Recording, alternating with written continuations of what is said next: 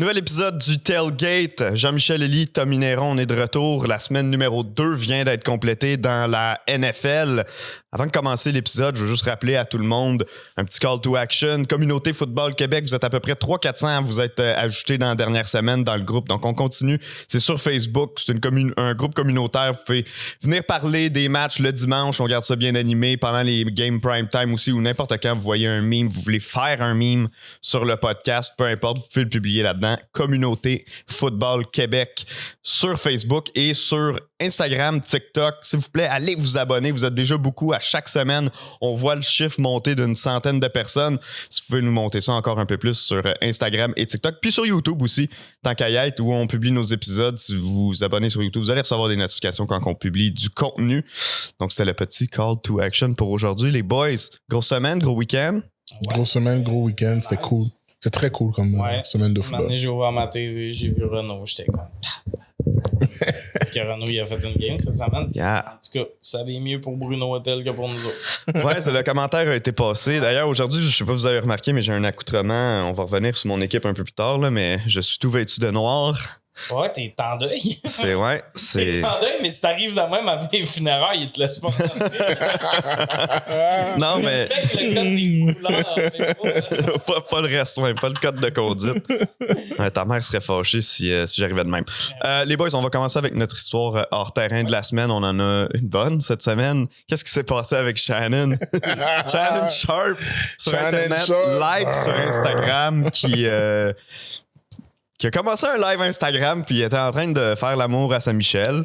Ouais. Donc, vas-y. Il dit qu'il était pas au courant. Il a dit qu'il a été hacké au début pour finalement reconnaître qu'il l'était pas. C'était une erreur. Reconnaître qu'il l'était pas. C'est qu'il est arrivé, il a lancé son sel sur son lit puis il a commencé à pif-paf dans la pantoufle.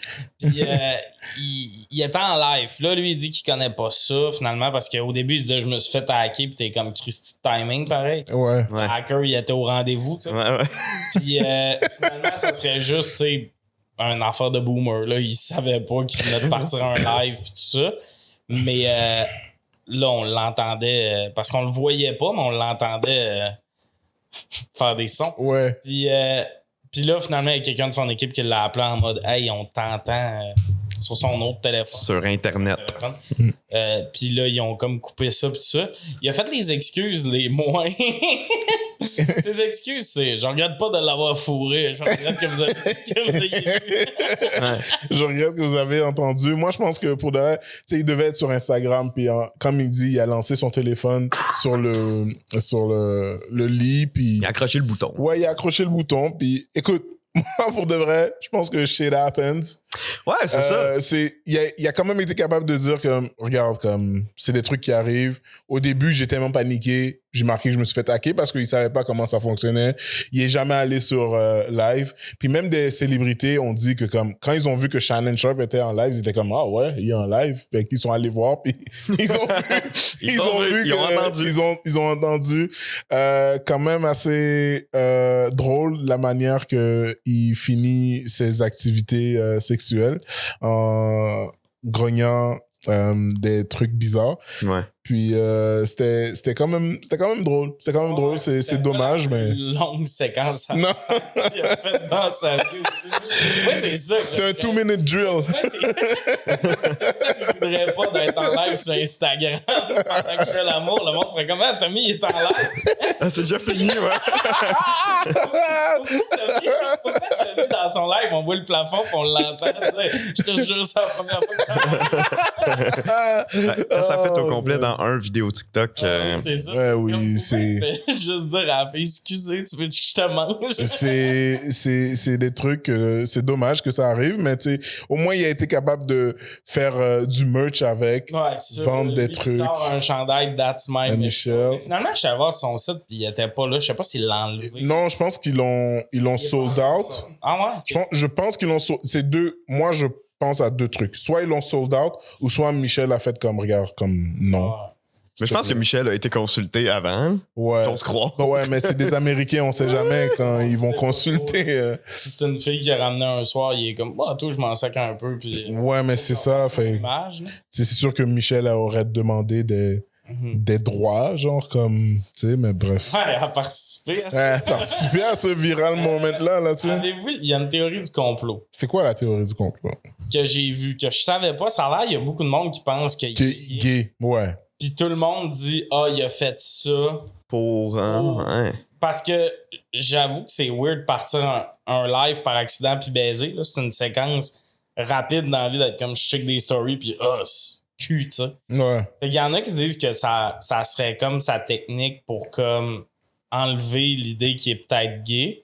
Mais en même temps, j'aurais pas pris un nom qui s'applique autant aux hommes qu'aux femmes. Ouais. Si c'était ça le but, j'aurais pas pris Michel. Parce que Michel, ça peut être ton jardinier, on le sait pas.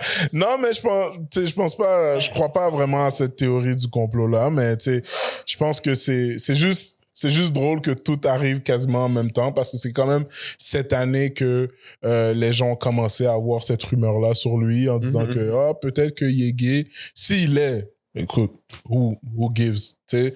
Ouais. Mais comme c'est les Américains qui croient toujours à plusieurs en plus, choses. c'est grosse semaine pour lui. Là. Il y a eu un affaire avec Favre aussi. Là. Il était dans une poursuite pour diffamation, mais finalement, il a gagné. Il est chill. Fait que là, lui, clairement, aujourd'hui, il est 2 pieds sur le pouf, puis il est comme, là, j'ai besoin d'un break. Il prend des vacances. Il a dit à Ocho qu'il prenait des vacances. Ouais. Il n'a pas spécifié si c'était avec ou sans Michel. Mais je suis content que ESPN n'ont pas fait comme tu t'en vas à cause de ça. Puis il y avait plusieurs personnes qui étaient comme Paul Pierce, parce que Paul Pierce de NBA, il s'était fait renvoyer à cause que lui avait fait un live avec des travailleuses du sexe, puis en train de fumer de la marijuana, puis tout ça, du cannabis, puis faire de la drogue. Puis après ça, il était comme, comment ça, je me suis fait renvoyer? Mais regarde, qu'est-ce que tu fais en live? Tu représentes quand même un réseau quand même assez national aux États-Unis. C'est le côté journalistique du football aussi, qu'à un moment donné, c'est pas juste des personnalités, eux autres sont comme, on rapporte des nouvelles sur notre site. Ouais. Mais I guess que Shannon va manger de la petite Pretty Ugly. On va manger des chips et en relaxant. Ouais. On peut mettre fin à ce segment-là, d'ailleurs, qui est présenté par Pretty Ugly. Vous voyez les pots de salsa sur la table. Il y a des croustilles également disponibles dans toute bonne épicerie. C'est fait à partir de légumes. En fait, c'est pour contrer le gaspillage alimentaire. Donc, fait de légumes amochés qui ont été finalement transformés en délicieuse salsa que je mange depuis, ça fait quoi, 6 semaines? C'est parfait en plus pour des journées de football comme le dimanche. Ouais, exact, c'est vrai. C'est fait sur mesure pour le dimanche. Donc, merci Pretty Ugly pour cette délicieuse salsa. Les boys, on passe maintenant à la cote de la semaine, présentée par Mise au jeu plus pour toutes les cotes de cette semaine dans le monde du football. C'est sur Mise au jeu plus que ça se passe. Si les cotes diffèrent sur le site de Mise au jeu de ce que nous, on vous donne, c'est parce on enregistre le mardi. Peut-être qu'il y a des choses qui ont bougé d'ici là dans les parties desquelles on va parler. Donc, toujours prendre compte que c'est les cotes sur le site de Mise au jeu qui ont la priorité sur les nôtres. On prend le match San Francisco-Los Angeles aujourd'hui, les boys. D'ailleurs, avant de parler de ce match-là, félicitations. La semaine dernière, les 3, on a parlé des Bucks qui allaient battre les Lions à Détroit. C'est arrivé, donc tant mieux. Cette fois-ci, c'est les... Grosse game. Ouais, les 49ers de San Francisco qui sont à Los Angeles pour affronter les Rams. Ils sont les favoris, les 49ers, à 1,21. Les Rams sont négligés à 3,15. C'est 2 équipes dans lesquelles il y a énormément de blessures à des joueurs clés. On ne sait pas encore l'état de santé de Cooper Kupp pour la prochaine partie, ce qui pourrait être un avantage là, pour les Rams, justement, s'il est en uniforme. Qu'est-ce que vous pensez de cette cote de ce match? C'est une game que, tu sais, il manque d'un côté Deebo Samuel, pour ça, il est questionnable. McCaffrey. CMC. De l'autre bord, c'est Puka puis Kupp. Mais, tu sais, même Kittle, la semaine passée, du côté des Niners, est sorti une coupe de fois. Je pense que ça va être une game que, tu sais, en début de saison, on se disait, quel duel, là, il y a beaucoup de blessures. Puis moi, je conseille de miser là-dessus, justement, pour rendre la game un peu plus intéressante. Mais mon point là-dessus, c'est la cote avantage. Tellement les Rams sont à domicile. Stafford, c'est un joueur d'expérience. Oui, ça se peut qu'il n'y ait pas ses 2 premiers receveurs, mais le reste de l'équipe est... Sa ligne à l'attaque est amochée, là. Ouais, j'avoue. Mais c'est un gars d'expérience. C'est tout le temps des matchs serrés, Niners, Rams. Tout le temps des bons affrontements.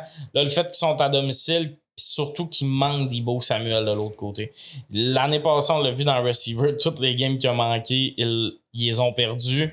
Purdy va, tu sais, Mason, il a bien fait, mais là, il y a du footage, c'est tape. Ouais. C'est plus une surprise, le monde va se préparer pour lui.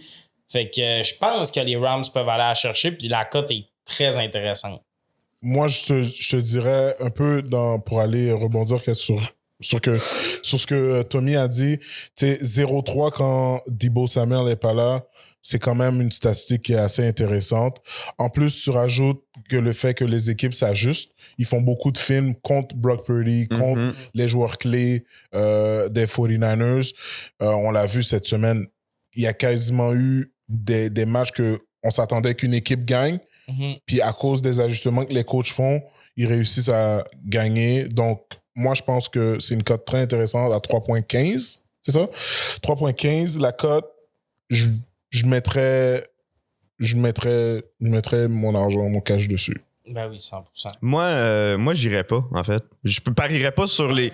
Non, je parierais pas sur aucun des deux équipes sur ce match-là. Je serais un pur spectateur. Je suis d'accord avec les arguments que vous avez dit. Je sais juste pas si je suis prêt à prendre le risque sur ce match-là. Je pense que les 49ers restent quand même l'équipe favorite. Puis même si c'est à Los Angeles, les partisans de San Francisco voyagent beaucoup. Puis c'est pas loin en plus d'aller à Los Angeles. Ceci étant dit, je suis pas fermé à l'idée que les Rams causent une surprise, mais je pense que je prendrais juste pas ce risque-là personnellement cette semaine. Par contre, c'est sûr et certain que je parierais pas sur les 49ers à 1,21. Je veux dire, avec toutes les blessures dont on vient de parler, on s'éternisera pas sur le match qu'ils ont eu en fin de semaine parce qu'on va en parler un peu tout à l'heure, mais le plan de match des Vikings était prêt. Les 49ers se sont fait out-coacher dans ce match-là. Puis avec le fait qu'il n'y ait pas la sortie rapide à CMC, parce que même si Mason fait du bon travail, ça reste que c'est pas CMC. Avec la pression à 5 qui s'amenait, on a complètement neutralisé Brock Purdy. Même que Purdy, à un moment donné, dans le match, entre deux jeux, pendant une pause publicitaire, il est passé à côté de Brian Flores, qui est le DC des Vikings, puis il a dit « T'es complètement en train de me neutraliser avec ton front. » Il a pas dit ça à la fin de la game? À la fin de la game, oui. OK, parce que là, en deux pas. Non, mais dans un break time, je veux dire, pendant que ça jouait pas, là, il est allé voir, puis il a fait ce front-là m'a complètement neutralisé avec la pression à 5. Là, donc, bon, à surveiller. Moi, personnellement, j'irai pas avec la cote, mais j'en conviens, s'il y en a une à prendre, c'est celle des Rams, pas celle des 49ers. Ouais. C'est ça, c'est que cette semaine, les cotes, tu sais, il faut le dire, là, on fait un podcast NFL. On a commencé ça la saison que c'est le plus dur à avoir l'air crédit. Ah, ouais. Il n'y a rien qui fait du sens depuis le début de la saison. C'est que les équipes sont... J'ai l'impression que tout le monde, toutes les équipes sont bien coachées cette année. Puis les coachs sont quand même assez très efficaces, très rapides de s'ajuster. Tu sais, on regarde, il y a plein d'équipes que on était comme, ils sont rendus là, genre, dans la saison déjà, puis... C'est exceptionnel cette saison-là, c'est impossible. Mais c'est le fun parce que tu ouvres ta TV le dimanche puis t'as aucune idée de ce qui va se passer. Exactement. Non, ça c'est officiel. Les boys, on va passer aux confrontations de la semaine. Les matchs qui ont retenu notre attention, c'est présenté par Fromagerie Victoria pour tous vos produits de fromage, pour tous vos produits de Victoria. C'est chez Fromagerie Victoria que ça se passe. Les boys, on commence avec le match de jeudi soir qui mettait aux prises mes Dolphins de Miami à la maison contre les sabres, contre les Bills de Buffalo. Victoire des Bills sans difficulté, 31-10. Ce qui a retenu l'attention, évidemment, dans le match, la blessure à la tête à Tua Tagovailoa, une autre blessure, une autre commotion cérébrale. Opinion, commentaire? Je pense que honnêtement, Miami, il faut qu'il soit capable de se séparer de la caractéristique qu'on leur donne de toujours perdre contre les équipes performantes. Ils sont toujours... Comme ils trouvent toujours un moyen de se faire soit exploser en attaque, en défensive, ou soit ils trouvent un moyen de perdre en situation de fin de game. Je trouve que les gars de Miami sont pas capables assez de mettre leurs pieds sur le cou de l'adversaire pour essayer de les détruire. Même quand on regarde les match-ups là, que Miami ont contre les Bills, sur papier, les Bills sont supposés, les Miami sont supposés de mettre comme 50 points. Mais je comprends pas comment ça se fait qu'on n'arrive pas à le faire. Puis surtout que tu as le duo des receveurs le plus rapide de la Ligue nationale de football. Tu as des corners qui sont très dominants. Tu as tout pour neutraliser Buffalo Bills. Puis tu n'arrives pas à le faire. Puis là, tu laisses Bills qui sont dans ta division gagner une game. Là, en tout cas, j'ai trouvé ça décevant pour les Bills, pour ce qui est de la blessure de Tua. Écoute, est-ce que toi, on parlait tout à l'heure de mettre le cap. Moi, je pense que ce serait peut-être efficace pour lui de mettre le cap. Est-ce que c'est une retraite pour toi? Je pense pas que c'est une retraite qu'on devrait le considérer. On devrait pas considérer qu'il prenne sa retraite. Pour ce qui est de la protection de toi, est-ce que maintenant, c'est se poser la question, est-ce qu'il y a la ligne offensive qui l'accompagne? Est-ce que c'est la bonne ligne offensive pour lui? Est-ce que c'est maintenant la règle pour toi, c'est si tu vois que personne n'est ouvert, tu cours, tu slides, puis tu te relèves tout de suite pour pas qu'il y ait de contact ou tu fais juste te débarrasser du ballon? C'est déjà ça depuis... C'est pas sa première, là. C'est ça, mais tu sais... C'est pas la IQ pour se protéger. Ouais, mais qu'est-ce que tu veux dire par il n'y a pas le IQ pour se protéger? En sens qu'il ne sait pas slider ou... Oui, j'ai vu le jeu.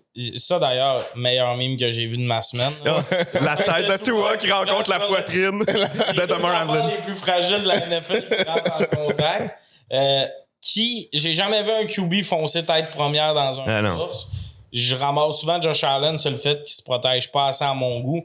Il y a le body pour le faire aussi. Au moins. Là, toi, c'est le gars le plus fragile du monde. Puis il est comme, je pourrais essayer de driller un mur avec ma tête. Ouais. I guess ça va pas. Exact. Puis, même si, tu sais, il y a beaucoup de gens, ils voulaient tirer le jeu, aller chercher le first down, ce que je comprends, il y avait quand même l'espace d'aller chercher le first down et de slider. C'était vraiment pas une décision intelligente de sa part. Il y a un moment où tu fais, ben oui, ils veulent tout. Il voulait. Il a lancé une interception, il voulait tirer le jeu. Ouais, ça fait partie de la job d'un QB de faire attention, à sa santé puis à la protection du ballon. Josh Allen, je ramasse souvent sur le fait qu'il lance trop d'interceptions. Mais la phrase, c'est tout le temps, ben il voulait. Il fait jamais ça pour nuire à son équipe, là. Il fait tout le temps ça pour essayer d'aller gagner une game. Puis souvent, il est dans des games serrés, fait qu'il étire le jeu puis tout ça. Fait qu'une manière, il faut que tu apprennes à te protéger. Comme j'ai dit pour Jordan Love la semaine passée, il a trop étiré le jeu puis il s'est blessé au Brésil. Il y avait d'autres manières de se protéger. Ben toi, moi, je trouve ça très dommage. Mais j'ai lu là, son contrat parce que l'info est compliquée à trouver de qu'est-ce qui peut arriver. S'il prend sa retraite, l'argent garanti, c'est quoi qui se passe? Moi, je pense pas qu'il va prendre sa retraite. Moi non plus. Je pense pas qu'il devrait rembarquer sur un terrain de football. Moi et lui, chaque camp d'entraînement, je me pète un pied pour les 4 prochaines années. Fait que t'as ton argent garanti. T'arrêtes de te faire fesser. Parce qu'il va pas dire lui-même, je prends ma retraite. Ça se peut pas. Il va pas... Je suis désolé, il y a personne qui va cracher sur 160 millions. À moins qu'il y ait une entente avec l'équipe, là, comme Andrew Luck, mettons, avait. Exact. Sauf qu'il y a un côté... parce que j'ai vu que s'il prenait sa retraite, c'était peut-être genre... C'est une portion du contrat, là, mais pourquoi il laisserait cette portion-là? Tu comprends? Ouais. Quand tu peux prendre le chemin Carey Price puis juste dire « je suis blessé ». Faire payer par les assurances, genre. C'est ça. Mais... On va pas dire « je prends ma retraite », tu vas peut-être être sur une liste de blessés infinie. Anyway, il veut pas prendre sa retraite. On le sait qu'il est allé voir des spécialistes. Lui, il cherche le spécialiste qui va dire « non, c'est pas si grave ». Mais en fait, c'est pas lui qui cherche le spécialiste pour dire c'est pas si grave. Je pense que. Oui, ben non, t'as raison. Un peu. S'il va rencontrer des spécialistes puis qu'il en cherche des nouveaux puis tout, c'est qu'il cherche le redneck qui va lui dire non, tu perds. Non, c'est. Commotion, ça existe pas, c'est une conspiration. C'est ça. Fait qu'à un moment donné. J'ai hâte de voir ce qui va arriver. Petit commentaire, c'est Bills parce qu'ils sont 2-0. Pas une place qu'on les... c'est Miami Cards, mais tu sais, j'ai vraiment aimé le jeu de Josh Allen au dernier match. Mais Josh Allen, c'est un gars du meilleur comme du pire. Là, on a peut-être goûté au meilleur. Est-ce que le pire s'en vient? Mais s'il est fort de même toute la saison, les Bills vont... Ben, les Bills, anyway, c'était ma bold prediction de la saison, mais avec la blessure de Tua puis ce qui se passe dans la division, les Bills ont l'air vraiment partis pour remporter la division. Ouais, mais en même temps, si Josh Allen continue à jouer comme ça, je pense qu'il serait un front-runner pour le MVP. Pour le titre d'MVP. Il va être là, en tout cas. On verra. Là. Il va être là s'il continue de jouer comme il joue en ce moment. Là, c'est sûr. Moi, comme je dis, c'est qu'il faut qu'il arrête les crampes au cerveau. Est-ce qu'il va réussir à les arrêter? Mais là, en ce moment, il fait du bon football contre les Cards. Il a remonté ça. Puis c'est ça. Fait que c'est pas mal ça qu'on a à dire sur ce game-là. Mais oui, le Guardian Cap, ça Que toi emporte pas, c'était baveux, je trouve. Ouais, c'était. À la limite. On dit qu'il cherche des façons de se protéger. Il y en a une. En v'là une, là, ouais. J'ai vraiment aimé le commentaire du Titans des Colts. Ça. Cox ou. Non, Grayson, je pense. Il dit à une époque, le monde trouvait que les ceintures de chasse c'était épais. Là. Ouais, c'est vrai. Je trouve ça quand même. Puis on a vu plus de joueurs aussi avec le cap. Là. Tu sais, Jock des Browns l'a mis cette semaine. Ouais. Il y a un joueur des Titans. Il y a un joueur des Patriots aussi, le linebacker. Ouais, mais lui, il l'avait déjà la semaine passée. Comme je te dis, c'est que là, on voit du monde faire. Peut-être que la discussion arrive dans les maisons, tu sais, t'es le premier, mettons, puis là, il y en a qui jouent avec, puis peut-être que sa femme le regarde, puis elle est comme d'où. Ouais, puis ce qui est arrivé jeudi aussi, ça va. Moi, je trouve qu'il y a des positions que comme ça devrait être comme. Tu sais, moi, O-line, D-line, là, pour vrai, là, comme à chaque jeu, il y a un contact. Chaque jeu, je pense que ce serait quelque chose que la NFL devrait considérer. Comme les braces sur les genoux dans la NCAA, les joueurs de ligne sont obligés d'avoir une protection aux jambes. Je pense que c'est quelque chose qu'ils devraient considérer, puis c'est pour le bien des joueurs. Il devrait retourner sa table à dessin, personnellement. Tu sais, des casques qui protègent mieux, il y en a aussi. Mais les joueurs sont tout le temps sur je veux de quoi de plus petit, puis tout. C'est qu'on s'entend qu'un affaire en mousse, ça doit ballotter, ça doit, c'est pour les pratiques, mais aller à la table à dessin et faites des casques mieux. Il y a aussi un casque qui était sorti, il y a genre 2 ans, là, qui protégeait pas genre qu'ils l'ont pris parce que le casque était lettre. Maintenant, c'est lettre aussi, un gars de 45 ans qui est plus capable de ravaler sa salive parce qu'il y a trop de commotion. Mais tu sais, il y avait une histoire avec Wes Welker qu'à un moment donné, il était vraiment comme plus genre gérable par rapport à ses commotions, puis c'est sa femme qui était comme gars, à un moment donné tu vas devoir comme arrêter parce que ça joue sur ton humeur. Ouais, ça joue sur ton humeur puis tout. Il y en a qui disent ça, oui, qu'une commotion ça joue sur l'humeur. Les boys, on enchaîne de mes Dolphins, on passe aux Saints à Tommy qui sont en feu après 47 points contre la Caroline semaine dernière, personne qui s'est emporté, le 44 sur la tête des Cowboys à Dallas, où les Cowboys venaient de gagner 16 matchs de suite à domicile. Parle-nous de tes Saints. J'y ai toujours cru. Oh, menteur! Oh, menteur! Depuis le début de la saison, je me bats pour Non, regarde les gens dans la caméra regarde-les dans la caméra pour dire à quel point... Oh, c'est une menteur, man. T'es un menteur. J'ai toujours dit que c'était un nasty bon QB. Non, pour vrai, tout le monde est surpris. Moi, le premier, je vous l'ai dit que j'avais même pas vu qu'on avait un nouveau cordeau offensif. Clint Kubiak. Yeah. Puis, man, il fait sa job, le chum. D'ailleurs, tu sais, on parlait de Purdy qui est allé voir le gars des Vikings pour dire « Hey, man, tes schémas sont vraiment tough. » Mais Clint Kubiak, il était avec les Niners l'année passée pour la passe puis la coordination, tout ça. Fait que peut-être qu'il s'ennuie un peu de son bon chum. On parle beaucoup du coaching. C'est que souvent, en début de saison, on regarde plus les alignements que le coaching. Puis je pense que cette année, on a la preuve dans quelques équipes. Mettons les Pats, les Saints, que le coaching pourrait faire une grosse différence. Kamara est en santé, 29 ans. D'habitude, c'est là qu'un running back va downgrade un peu. Game, il a pas l'air d'avoir vieilli pour 2 ans. Oh man, quel game. C'était très bonne game pour lui. Puis, tu sais... on a Shahid qui est rapide, qui ouvre une nouvelle dimension. Olave qui se place, tout ça, j'aime aussi beaucoup notre... Carr qui pousse la balle. Mais c'est ça, tout vient de Carr. C'est que c'est un... Comment j'aurais pu dire ça? Tu sais, en début de saison, je vous avais dit, non, tout va changer. Tout le monde aurait fait, ben là... Mais Carr, il est confiant. Il a tout le temps eu un bon bras. Puis... Mais il s'en est pas. Il a déjà eu peur. Avant, il avait peur de lancer dans les zones profondes. Tu sais, avec les Raiders, souvent, c'était une critique que les gens faisaient. Puis quand ils ont drafté Andrew Ruggs, il avait dit là, c'est parce qu'on veut que t'attaques. T'as un bon bras, t'es capable de le faire. L'an passé, il le faisait pas non plus avec les Saints. Même qu'on dirait qu'il avait vieilli. Il avait l'air d'avoir 38 ans l'an passé. Il n'y avait pas un threat pour le deep route. Non, exact. C'est ça l'affaire, c'est que, tu sais. Mais ses balles n'avaient pas de mordant non plus, en général, l'an passé. Mais tu sais, avec Raiders, avant que Devontae Adams arrive, tu sais, c'était... Puis Ruggs, tu sais, on connaît tous l'histoire de ce gars-là. Mais tu sais, il n'y avait pas de threat de comme, OK, je peux aller deep à chaque fois. Tu sais, mais là, on regarde avec les Saints, on voit qu'il y a Olave, il y a le Shahid, il y a Kamara à qui il peut passer la balle. Jawan Johnson qui est quand même... Johnson aussi, qui est un bon tight end aussi. Mais tout ça, c'est beau. Mais man, Dallas, là, à quel point que cette équipe-là est inconstant, man. Ils ont l'équipe que plusieurs offensive coordinators aimeraient avoir. Ils ont l'équipe que plusieurs defensive coordinators aimeraient avoir. Ils ont l'équipe que plusieurs comme joueurs auraient aimé participer dans cette équipe-là. Et que peu de fans voudraient avoir. Mais, tu sais, il y a beaucoup de fans de Cowboys, mais des fois, je comprends pas.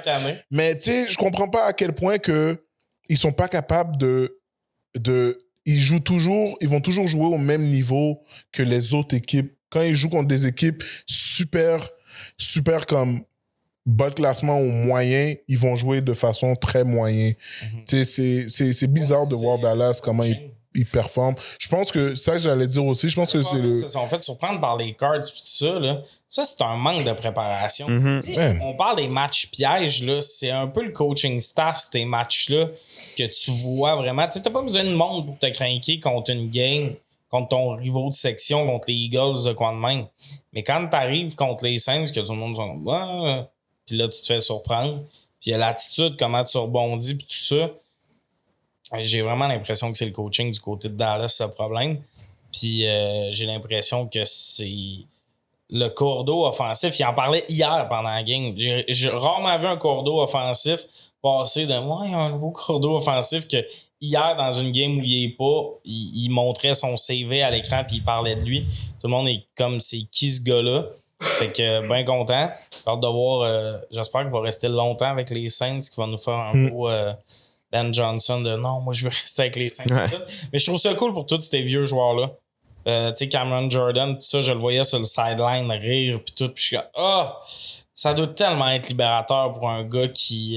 Je pensais que c'est fini. Là, Tu sais, qu'est-ce qui est... En regardant la game, j'étais comme, yo, Saints aussi ont une équipe de vétérans quand même. Complètement. Ben ouais, vraiment. On parlait des Bucks qui sont dans la même division, puis je regardais ça, puis j'étais comme, yo, c'est vrai que ces deux équipes-là, c'est pas des équipes qu'on devrait prendre pour acquis, surtout les Saints, à cause qu'ils ont une équipe de vétérans.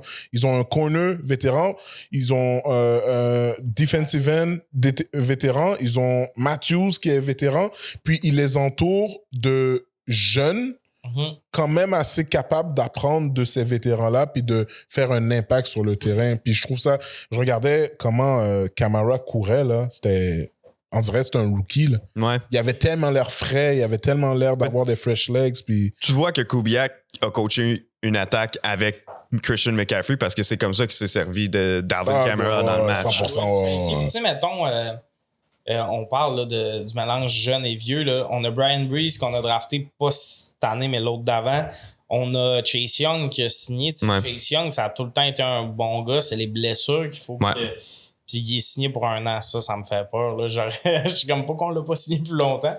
Mais tu sais, c'est des gars qui peuvent apprendre de Jordan puis que ça paraît, la pression arrive. Pour les joueurs adverses, c'est tough là, jouer contre cette défense-là parce que tu as beaucoup d'expérience qui côtoie de la jeunesse. Puis Kubiak, je serais curieux de voir les discussions qu'il y a eu parce que Carr, on dit qu'il a peur d'attaquer d'habitude. Là. Mais j'ai vraiment l'impression que Kubiak s'est assis avec dans un bureau puis il a fait bon, je comprends que tu as peur, là, mais t'es pas à 4 interceptions de plus être dans la ligue, c'est plus l'inverse. Ouais, exact. Puis, tu sais, moi, je pense que Kubiak aussi a parlé avec Derek Carr puis il a fait, regarde, comme, moi, je viens des Niners. OK? Fait que Kamara, c'est ton Christian McCaffrey. Deebo Samuel, c'est ton Tyson Hill. Ayuk, ça va être... As-tu comparé Deebo Samuel puis Taysom Hill? Mais ils ont utilisé de la même manière. T'as raison, c'est des athlètes, c'est des ATH, ils sont partout sur le scheme. Ouais. Je les compare pas la même talent utilisation. pour talent, mais c'est un peu dans le même scheme qu'ils sont utilisés. Tu sais, t'as Olave puis Snead qui sont comme le Ayuk, tu sais, puis ils sont complexes, cette équipe-là, puis ça m'est passé par la tête de pas avoir réalisé ça plus tôt. Puis, je pense que c'est... un autre gros move des Saints que je suis content, c'est Fuaga. Si on n'avait pas ce tackle-là en ce moment, on serait pas où on est. Il fait de la grosse job pour une recrue. Là. C'est quand même impressionnant. Moi, je regarde beaucoup les games, puis je le regarde travailler, puis je suis comme, OK, on n'a pas boss, ce pic-là. Il est bon, là. Je trouve vraiment qu'il fait la job. Puis c'est rare que Loomis brave bien, fait que je vais le prendre pendant que c'est là. J'ai vraiment hâte de voir la suite, mais belle équipe surprise, puis une belle équipe offensive dans une année où ça l'est moins, fait que c'est intéressant à suivre. Chiefs-Bengals, c'était le match de la semaine probablement sur le calendrier avant que tous les matchs commencent. Ça a livré la marchandise. Là, ça a été une bonne partie de football. C'était disputé à Cincinnati. Défaite des Bengals sur le dernier jeu, un botté de placement qui a donné la victoire aux Chiefs. Qu'est-ce que vous avez pensé de ce match-là? Moi, la fin controversée, je trouve que je comprends que des fois, on a raison de chialer que l'arbitrage donne peut-être un petit edge aux Chiefs. Dans ce match-là, à la fin, je m'excuse, c'est une pénalité. Le gars a touché au receveur vraiment longtemps avant que le ballon arrive. C'est stupide. Puis moi, je pense que les équipes, les gens devraient arrêter de chialer sur les arbitres en mode qu'ils sont toujours en train d'avantager les Chiefs. Regarde, comme à la base, c'est 4e et 16. Qu'est-ce que tu fais à pas avoir le receveur devant toi? Mais anyway, je te mets une pause. Hein. Tu as dit 4e et 16. C'est un 4e et 16 parce que les Chiefs ont reçu une pénalité juste avant. Ouais, oui. Juste avant, Mahomes a crise dans les mains à Rashee Rice. En 4e et 6, il call une procédure inadmissible. C'était un hand to the face. Qui aurait... Excuse, mais une pénalité sur la ligne offensive, si tu veux fermer les yeux sur quelque chose, comme ça, tu peux en esti. Puis surtout un hands to the face, ça arrive beaucoup de fois. Des fois, c'est même pas collé. C'est ça. Fait que si les arbitres voulaient vraiment avantager les Chiefs dans ce game-là, ils auraient juste fait... Il n'y a pas de pénalité là-dessus, bravo, Rice a pogné. Il y avait une pénalité, puis je suis un peu dosé du monde. Je suis d'accord, là, mettons, Super Bowl, Eagles, Chiefs, là, le holding, il fallait que tu le mettes au ralenti en esti, mettons. Mais à un moment donné, tu peux pas tout le temps dire les équipes sont nerveuses de jouer contre Pat Mahomes. Ils étirent le jeu souvent avec ses jambes quand on est rendu à une situation de même. 100%. Qu'est-ce qui arrive quand le jeu s'étire longtemps? Il y a souvent des pénalités dans le tertiaire. Ça arrive souvent. Puis même les O-line de Mahomes vont retenir parce que il est parti à gauche, là, il est parti à droite. Fait que là, oh shit, j'ai retenu. Ça. Sauf que là, si c'était pas calé, on dit souvent qu'on veut pas que les arbitres aient un issue sur le match, ben s'ils le callent pas, ils ont une issue sur le match. Parce que c'est une pénalité. Tu dis ça à un gars il y a une règle à cause de ça, à cause de son équipe. Déjà vécu un gars qui frappe trop tôt. On salue les calices de Rams. Non, mais tu sais, cette fois-là, il l'avait pas callé, ça a eu un issue sur le match. Fait que moi, quand j'ai une pénalité de même callée, je suis comme ouais, c'était ça qu'il fallait. C'est ça qu'il fallait. C'était ça. Puis depuis 2 ans, je trouve quand même que les Chiefs sont calissement pénalisés. Là. Je trouve pas que... Moi, je trouve que c'est une équipe qui est quand même assez très pénalisée. Puis, tu sais, quand on parle de pénalité stupide, regarde la pénalité à Chase, comme quand il a pris le... quand il s'est mis à assassiner avec la... qui a demandé il a demandé un face mask. Il y avait clairement pas de face mask sur le jeu. Puis, tu sais, même Joe Burrow était comme, yo, big, on vient d'avoir un first down, comme... T'as attrapé la balle comme... Moi, t'es un fan des Bengals, je regarderais pas le gars qui a un chandail rayé, mais lui qui est rayure. Dans le sens, ton joueur vedette, là, c'est un joueur vedette qui fait ça. T'es comme, tu vas-tu vraiment donner le gros contrat à ce gars-là? En ce moment, il n'y a pas eu des gros matchs là, à date. Moi, en début de saison, j'ai dit que je préférais son attitude à CeeDee Lamb. Je regrette chaque calice de jour depuis. Puis tu sais, c'est juste c'est juste stupide à quel point que je vois que souvent, il y a des équipes qui peuvent comme mettre le nail sur le coffin de Kansas City, puis ils sont juste en mode comme c'est le temps d'agir comme des stupides. Fait qu'ils vont faire un face mask, ils vont s'engueuler avec l'arbitre. Puis tu vois, même l'arbitre est comme retourne. Quand il est en train d'argumenter avec Chase, il était comme retourne dans ton huddle. Ouais. Puis là, Burrow arrive pour le prendre pour dire yo, OK, on y va. Il pointe l'arbitre, puis là, l'arbitre fait comme bon. Je l'avais dit, puis tu sais, t'as eu même plus que 2 chances. T'as eu plus que 2 chances. T'as eu ton carrière qui t'appelait, qui disait yo, on vient d'avoir le first down. On vient de passer le territoire de Kansas City.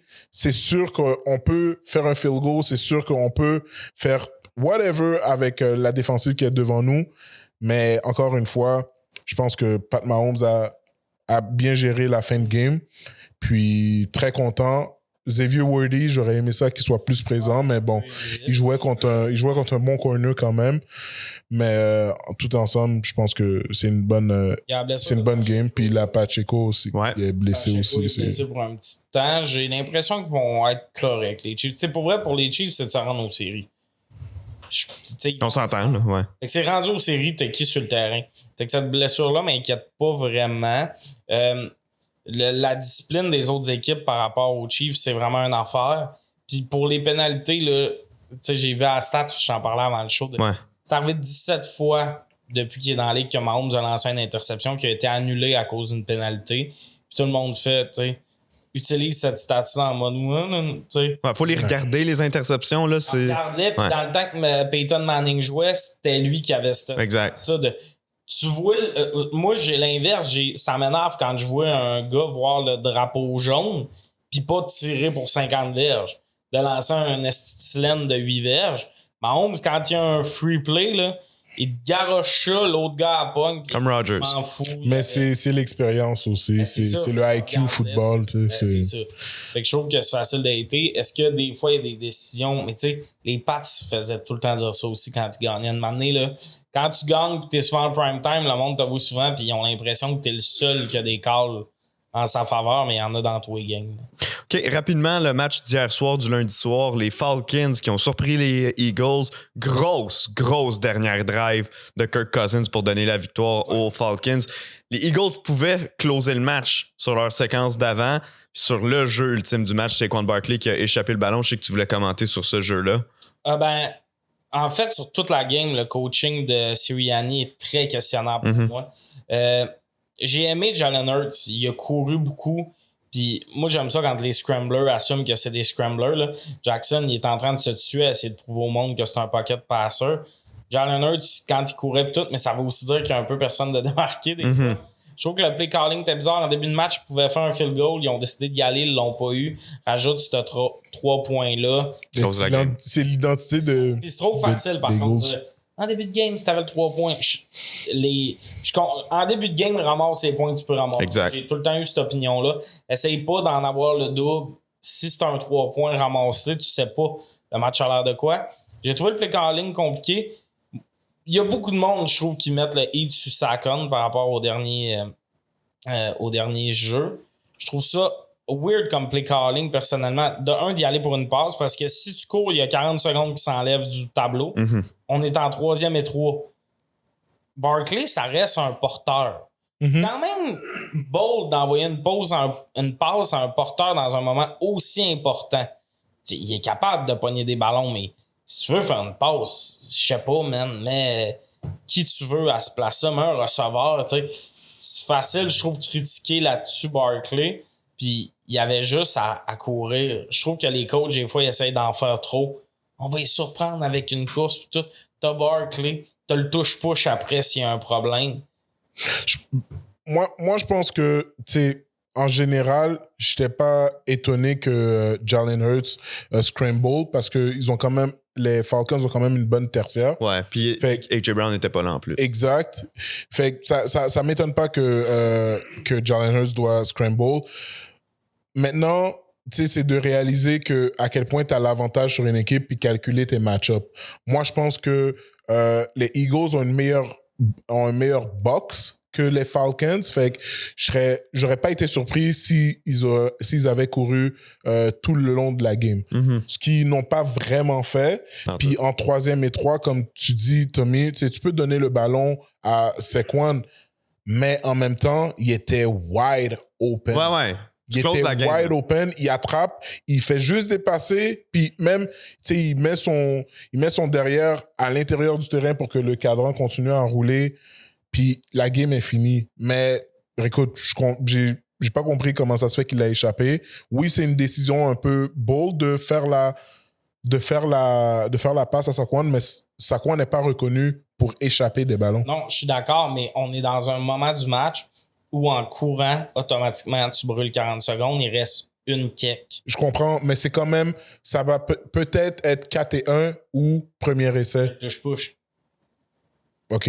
Mais là, Tu comprends ce que je veux dire? C'est que c'est une comprends. grosse équipe avec une grosse ligne. Puis je trouve que mais depuis que Jason Kelce est parti, leur truc de 4-1 fonctionne pas très, très bien. Ben, ça marchait hier, ça n'a pas marché dans le premier match, mais je suis d'accord avec toi que c'était pas fluide. C'est pas fluide. Fait que pourquoi tu prends pas la décision de soit aller pour un short pass à Saquon qui est complètement ouvert, que le match-up était parfait, puis que lui, il échappe, puis après ça, tu t'es rendu en 4e et 3, t'es obligé de faire un field goal, puis tu laisses du temps à Kirk Cousins avec 2 time-outs pour remonter le terrain. Moi, sur Jalen Hurts, je trouve qu'il s'est... Il y a plus de time-out. Mais tu laisses du temps pour remonter le terrain, tu laisses comme une minute et non, parce qu'il y avait genre il aurait resté en 1 minute ou moins s'il brûlait 40 secondes. Mais OK, check. First down. Si Saquon attrape le ballon, OK? First down, Fini. c'est fini. Je comprends. Oui, mais s'il court et qu'il fait 3 verges, c'est fini aussi. Dans le sens, c'était pas... Je trouve que c'était de la short distance pour faire une passe. C'est un jeu, en plus, qu'ils ont déjà joué dans ce match-là. Ils l'avaient déjà fait, ce jeu-là. Moindrement que tu as un corner qui a du play recognition, il va spotter le jeu. Je trouve que c'était bold comme call. Je pense... S'il l'attrapait, tant mieux, mais je trouve que c'est pas juste sur Barkley qu'il faut mettre le heat. Ce gars-là a traîné Eagles la semaine 1 sur son dos. Il vient d'arriver dans l'équipe. J'ai sincèrement l'impression que les Eagles, j'ai hâte de voir la semaine prochaine, Sirianni, il a moins de responsabilités. Il est rendu avec des cordeaux qui prennent plus de décisions. La gestion du cadran, c'est ce que tu as à gérer, puis tu l'as mal géré. Peut-être. Moi, je pense quand même que c'était le bon choix de jeu puis que c'est la faute à Saquon. Ouais. Pour Jalen Hurts, oui, plus le match a avancé, plus il a pris la décision de courir. En première demi, par contre, à un certain moment, je sais pas si vous vous rappelez, mais ils sont dans zone payante. Il y a l'occasion de scrambler sur la gauche. Il y a de l'espace. Peut-être qu'il va chercher le first down. Peut-être que c'est 4e et 1 puis tu as besoin de faire un touche-push. Mais peu importe, l'option, c'était de courir. Puis à la place, il a forcé une passe vraiment serrée dans zone début qui était mauvaise. Puis je pense qu'à partir de là, quand il est rentré au banc, que quelqu'un lui a parlé puis il a dit, là, mon homme, quand le corridor il est là, t'es là pour courir. Cours. Puis à partir de là, comme tu dis, pour le reste de la game, on l'a vu quand les opportunités se présentaient, quand le terrain était ouvert, même sur des 4e essais au centre du terrain à un certain moment, on l'a vu courir pour 30 verges. Il a vraiment connu un meilleur match pour la suite des choses. C'est dommage que pour les Eagles, il l'a échappé de même à la fin. Mais aussi, moi, au-delà de la séquence où c'est quoi on a échappé, ils ont tellement été mous en défense sur la séquence suivante. Puis je comprends que tu veux jouer en prevent pour pas donner le long jeu, mais en même temps, tu as donné tellement de terrain à un gars qui, tu sais, si c'est une recrue de l'autre bord ou un gars qui a pas fait sa réputation encore, puis je suis pas en train de dire que Kirk Cousins c'est Peyton Manning, mais quand même Kirk Cousins est capable de dissiper des passes quand tu lui donnes tout ça d'espace. Ils ont donné le terrain au complet, puis finalement, ça a pris un jeu dans une zone à London qui était complètement ouvert, puis ils ont gagné ça. 2 enfants, j'ai remarqué, dans sa dernière drive, Cousin avait ses pieds placés comme avec les Vikings. Ouais. Tu sais, je t'avais envoyé une vidéo où il y en a qui était vraiment... Je sais pas s'il est de même parce qu'il y a un risque de blessure, puis que là, il était comme « fuck it, il faut que je le ramasse », mais il y avait vraiment plus d'appui dans ses passes aussi, puis tout ça. Tu sais, tu sentais qu'il y avait all-in. Puis il était un peu all-in parce que comment cette division-là se dessine, ça va être plus serré qu'on le pensait. Puis peut-être qu'il n'y aura pas juste une équipe en série, mais en tout cas, ça brasse dans cette division-là. Petite pénalité qui n'a pas été callée, qui m'a surpris. Ray McLeod puis Garner Johnson, qui est un spécialiste de faire fâcher le monde. Garner Johnson, il est allé arracher le... Ah oui, il l'a punché. Puis Ray McLeod, il l'a punché, mais comme un peu de côté, il a pogné le grillage. Ouais, mais il a été flagué. Il a été flagué, mais il n'a pas été expulsé. Ouais. Non, pas expulsé, ouais. Point, c'est tout le temps un expulsion. Puis dimanche aussi, il y a eu un autre match où il y a eu un coup de poing qui s'est donné, je me rappelle pas dans lequel, puis que le joueur a aussi pas été expulsé. Pas justement dans Bengals Chiefs. Je pense que c'est dans Bengals Chiefs, mais peu importe. C'est qui le gars, mais là, OK, c'était à la ligne de côté. Tu sais, c'est peut-être une autre histoire. Il n'y a même pas eu de pénalité dans toute cette brasse camarade-là, c'est à la ligne de côté. Mais le punch, l'arbitre était là, puis je suis désolé, mais un punch, c'est tout le temps une expulsion. Oui. Puis ils l'ont donné à la pénalité, mais ils l'ont pas expulsé. Tu entends, c'est Ray McLeod, je pense pas que ça a eu le plus pas que ça a gagné. Quoi qu'il y a eu un bon match. Ouais. Oui, mais je trouvais juste ça weird. Je suis comme, c'est plus une expulsion. Ouais. Il a fermé. C'était flagrant, là. Ouais. Automatique. Puis Garner Johnson, il est allé y arracher le mouthpiece. Lui aussi aurait dû être flagué. Pour moi, c'était 15 verges de chaque côté qui s'annulent, mais McLeod est expulsé. Ça fait 2 punches qu'il a joué, le gars, pas expulsé, puis je suis comme, Ça me la ligue sont full en mode Ouais. nettoyer notre image. Oui, puis Ouais, puis à puis- la semaine numéro 1, en plus, dans le match Raiders-Chargers, ça avait brassé à un moment donné dans le fond de la zone de début, puis un joueur qui en avait frappé un autre. Mais tu sais, il y a tellement de joueurs, Exact. tous les arbitres peuvent pas tout voir. Puis c'est les gars de la reprise qui ont appelé puis qui ont dit « Yo, tel gars en a swingé un autre, vous me le sortez. » Ouais, puis, tu sais, moi, je pense que les gars en ce moment, tu sais, beaucoup de. Depuis la semaine 1, je vois beaucoup de punch qui sont donnés. Ouais. Je vois beaucoup, tu sais, on en parle dans notre conversation de groupe, de signes de gun qui sont faits dans des célébrations. Ah, et les gars, Drake London. Tu sais, moi, je pense que la NFL devrait faire quelque chose, surtout par rapport aux signes de gun qui sont faits par rapport à des célébrations, de soit tu fais un don d'une somme déjà établie. Moi, comme punition, là, moi, j'aurais fait comme tu fais un don d'une somme déjà établie à un organisme ou whatever pour contrer essayer de annuler le fait des images de violence à la télé. C'est pas cool. De voir les Kelsey, mais il y a une raison pourquoi la NFL les tapisse partout de même. Ah ouais. C'est une image de petits gars qui aiment leur mère. Ouais. D'ailleurs, on parlait de Puis qui aime jouer au foot aussi. London, j'ai haï sa célébration. Ça, là, c'est le genre d'affaire, tu pognes le gars par la grille parce que c'est l'affaire la plus insultante à se faire. Puis qu'est-ce que tu fais? Ils ont rajouté le 15 verges sur le botté. S'il manquait, c'était 21-21. Dude, t'en as pas fait assez depuis qu'on t'a drafté si haut pour en plus pogner des pénalités quand t'as réussi un jeu. T'es bare minimum. Pogner ce TD-là, c'était bare minimum pour où on t'a drafté. Asti, le monde peut-tu avoir un peu de Jugement. de jugement? 15 verges sur un botté pour un point qui te fait gagner à la game parce que toi, t'as pas été capable de célébrer autrement que faire des signes de gun à la foule. Asti, Puis aussi, tu sais, dans un moment où est-ce que, tu sais, les États-Unis ont beaucoup de mass shooting, là, puis à travers le monde, il y a beaucoup de problèmes par rapport aux guns. Tu sais, c'est juste pas intelligent, mais en tout cas, bref, ça, c'est... Ouais, c'était vraiment une décision stupide. Les boys, on va enchaîner avec nos sujets en vrac. Donc, on passe un petit peu plus rapidement. Qu'est-ce qui se passe avec les Ravens? 0-2, ils l'ont échappé contre les Coaching. Raiders. Coaching. Tu penses? Ah, coaching. C'est définitivement le coaching. Je trouve que le cadran est très mal géré. T'as un gros running back derrière toi. T'as un receveur que tu peux aller dans les petits tracés, les tracés plus en profondeur. Tu gères très mal le cadran. Je trouve que ça fait aucun sens. T'as une défensive qui est sur papier quand même assez bonne pour se battre contre les Raiders, même contre les Chiefs la semaine dernière. Je trouve que les coachs font pas bien leur travail. Puis à un moment donné, c'est plus de la faute à Lamar, en quelque partie. C'est plus de la faute aux joueurs. Mais à un moment donné, les coachs doivent se regarder dans le miroir puis faire comme, OK, qu'est-ce qu'on fait de pas correct? Qu'est-ce qui fait en sorte que Lamar, Henry, Flower, Andrews, Likely sont pas capables de comme closer la game? Parce que t'as des weapons. là. T'as des weapons. Je comprends pas comment ça se fait que... Pour être 2-0. Facile. Devrait être 2-0. Il Hein? devrait être 2-0. Il aurait pu vraiment chauffer les Chiefs. Ils les ont chauffés, mais tu sais, il aurait pu gagner ce game-là. Puis, tu sais, des fois, on parle de... Tu sais, c'est pas juste à être 0-2. Tu viens de perdre contre les Raiders. T'avais 10 points d'avance. Qu'est-ce qui se passe? Man, en tout cas, Les c'est... joueurs vedettes qui sont moins utilisés, tout ça est compliqué. Des fois, tu te dis, peut-être qu'il faut juste se revenir à la base. Je sais pas si c'est un changement de coach qui va arriver, mais j'ai peut-être un peu l'impression que s'ils perdent là puis ils s'en vont sur une grosse confrontation contre les Cowboys, je pense.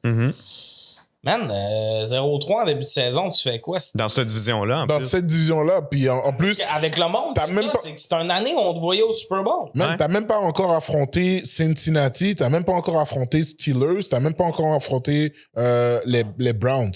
Fait que déjà là, c'est des équipes que on n'est pas certain que dans notre division, on peut battre. Puis t'as déjà perdu contre Raiders. Tu sais, je m'excuse. Oui, Raiders, c'est une bonne équipe quand même, mais c'est pas une équipe que comme... Tu sais, je sais pas là... T'es pas censé perdre quand t'es un contender. Tu sais, on s'entend, il y a des surprises tout bord, tout côté cette année, là.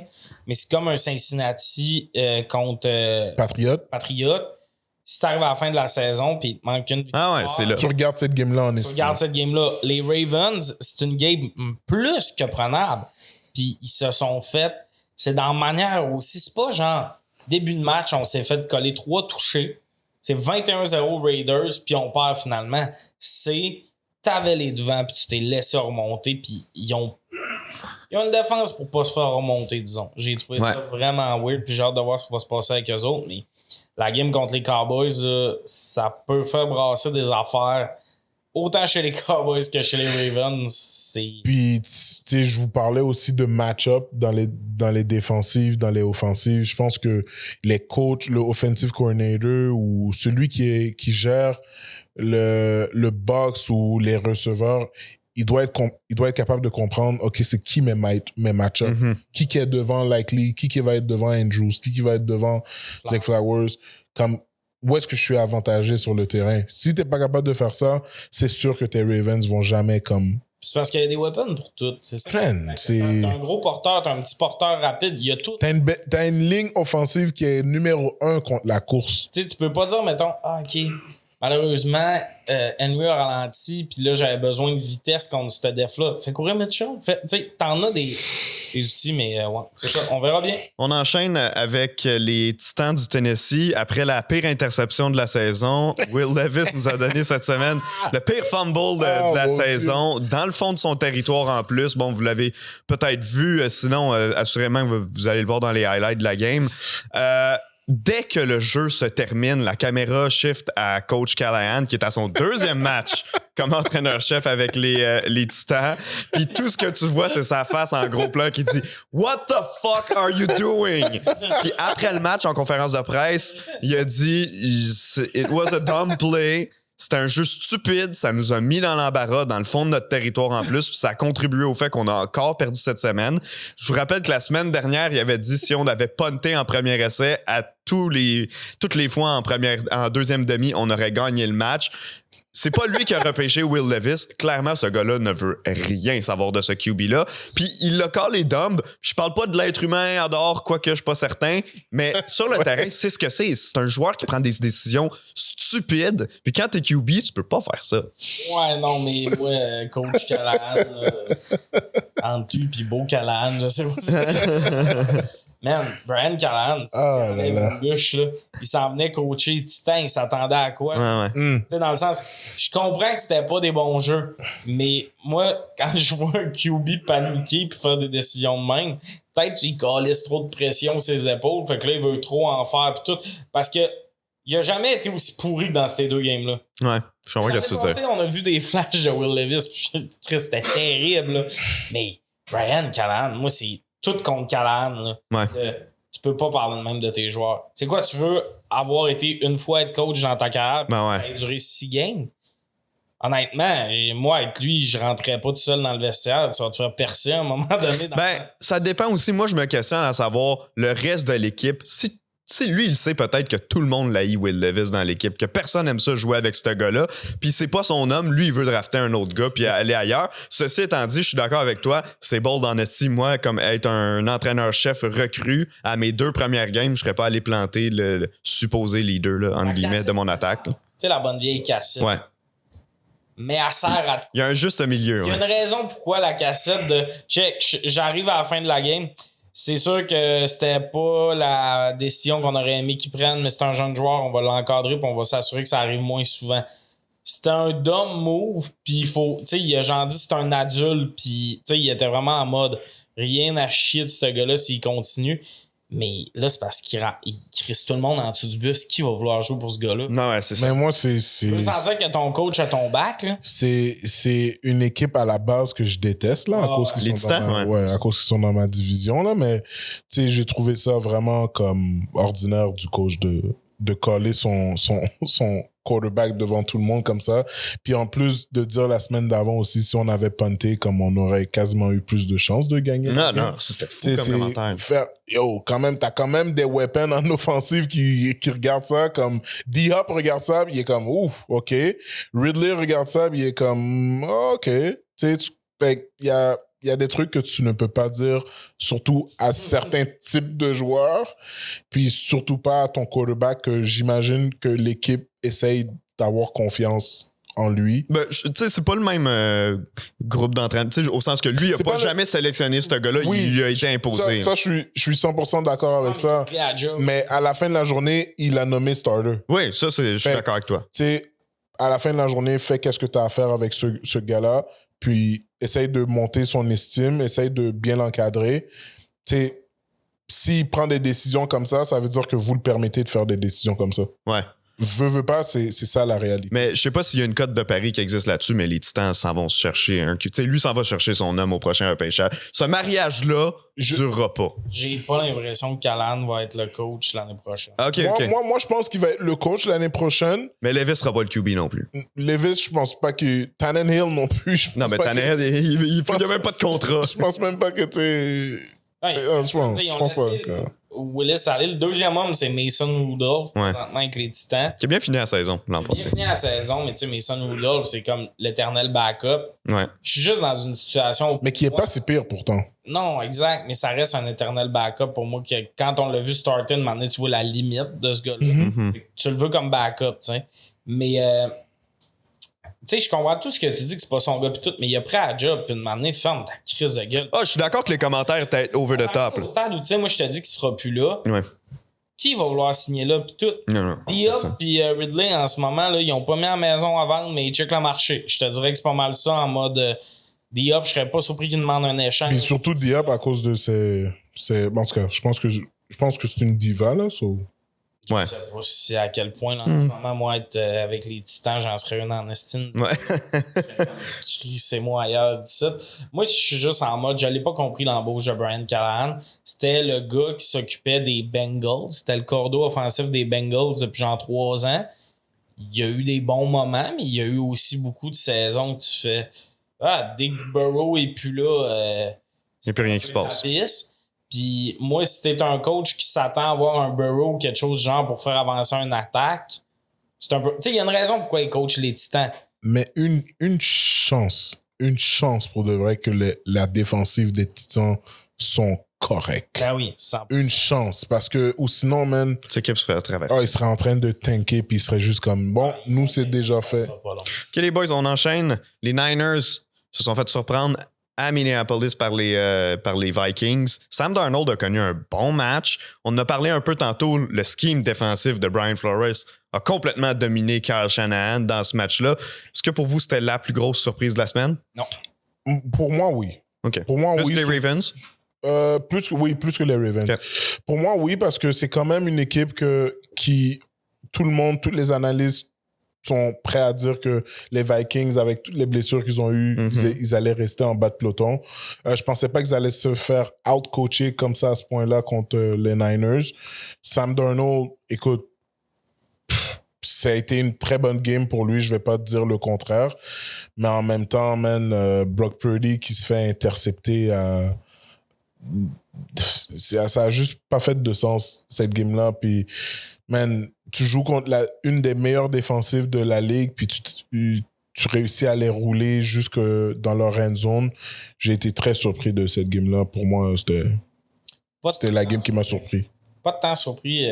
Les Vikings ont bien joué. Darnold était, pour moi, le starter, même si McCarthy n'était pas blessé. Ouais, en début de saison. Je pense qu'il y aurait sit McCarthy anyway. Puis Darnold, j'étais content qu'il ait sa chance, justement. Puis moi, j'étais un peu hopeful que Darnold pouvait revenir. Tu sais, on l'avait vu au camp d'entraînement l'année passée avec les Niners, justement, qui a battu, qu'il était bon, que tu sais, il avait été capable de faire de quoi. Vous savez que j'ai une opinion sur les QB des fois qu'on les jette trop vite. Un gars qui voyait des fantômes avec les Jets puis qui était pas bon avec les Panthers, il y en a 2 présentement dans la ligue. Darnold, Mayfield. Ces 2 gars-là ont repris vie ailleurs. Fait que t'arrives à un stade où tu fais... Ouais. Moi, Darnold, j'espère qu'il va jouer de même toute la saison. J'y souhaite vraiment. On manque de starter dans la ligue. Fait que moi, quand un QB prend vie, je suis pas fâché. Ouais. Genre, tant mieux parce que là, on a besoin de QB dans cette ligue-là. Surtout dans le NFC, là. Partout en ce moment. Ça peut peut-être faire un pont sur notre dernier sujet en vrac, mais il n'y a plus de verges aériennes. Non, vas-y. On a de la misère à en trouver en ce moment. Il y a vraiment une pénurie de verges aériennes et de toucher aériens, tout ça. Il y a beaucoup de monde qui se demande de où ça vient, comment on peut l'expliquer. vas-y. Mais vas-y, finis ton point. Vas-y, mais je suis intéressé d'avoir ton point, vas-y. Mais c'est que en ce moment, si on regarde la totalité des équipes, beaucoup d'équipes ont des bonnes tertiaires, puis beaucoup d'équipes ont des defensive coordinators qui sont capables de s'ajuster quand même assez vite, puis quand même assez... ils sont capables de neutraliser le point clé des offensives. Quand tu regardes chaque défensive, maintenant, ils ont ce qu'ils appellent des personals qui envoient des blitz contre les carrières, fait que ça met de la pression au carrière, ça fait le carrière pogner une décision plus rapide.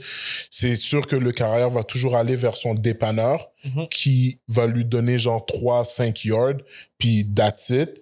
Fait que on n'est plus dans les époques où est-ce qu'il y avait des Randy Moss, Calvin Johnson qui vont t'attraper des 3 réceptions pour comme 140 verges, genre, tu sais, on est... C'est mort, cette époque-là. Non, mais c'est mort parce qu'on n'a plus nécessairement des receveurs de ce prototype-là.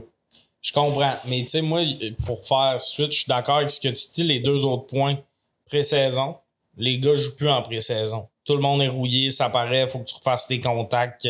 Tout ça, tu sais, un Ayuk qui avait droppé 2 passes l'année passée, il en a droppé plus en 2 games. Ouais.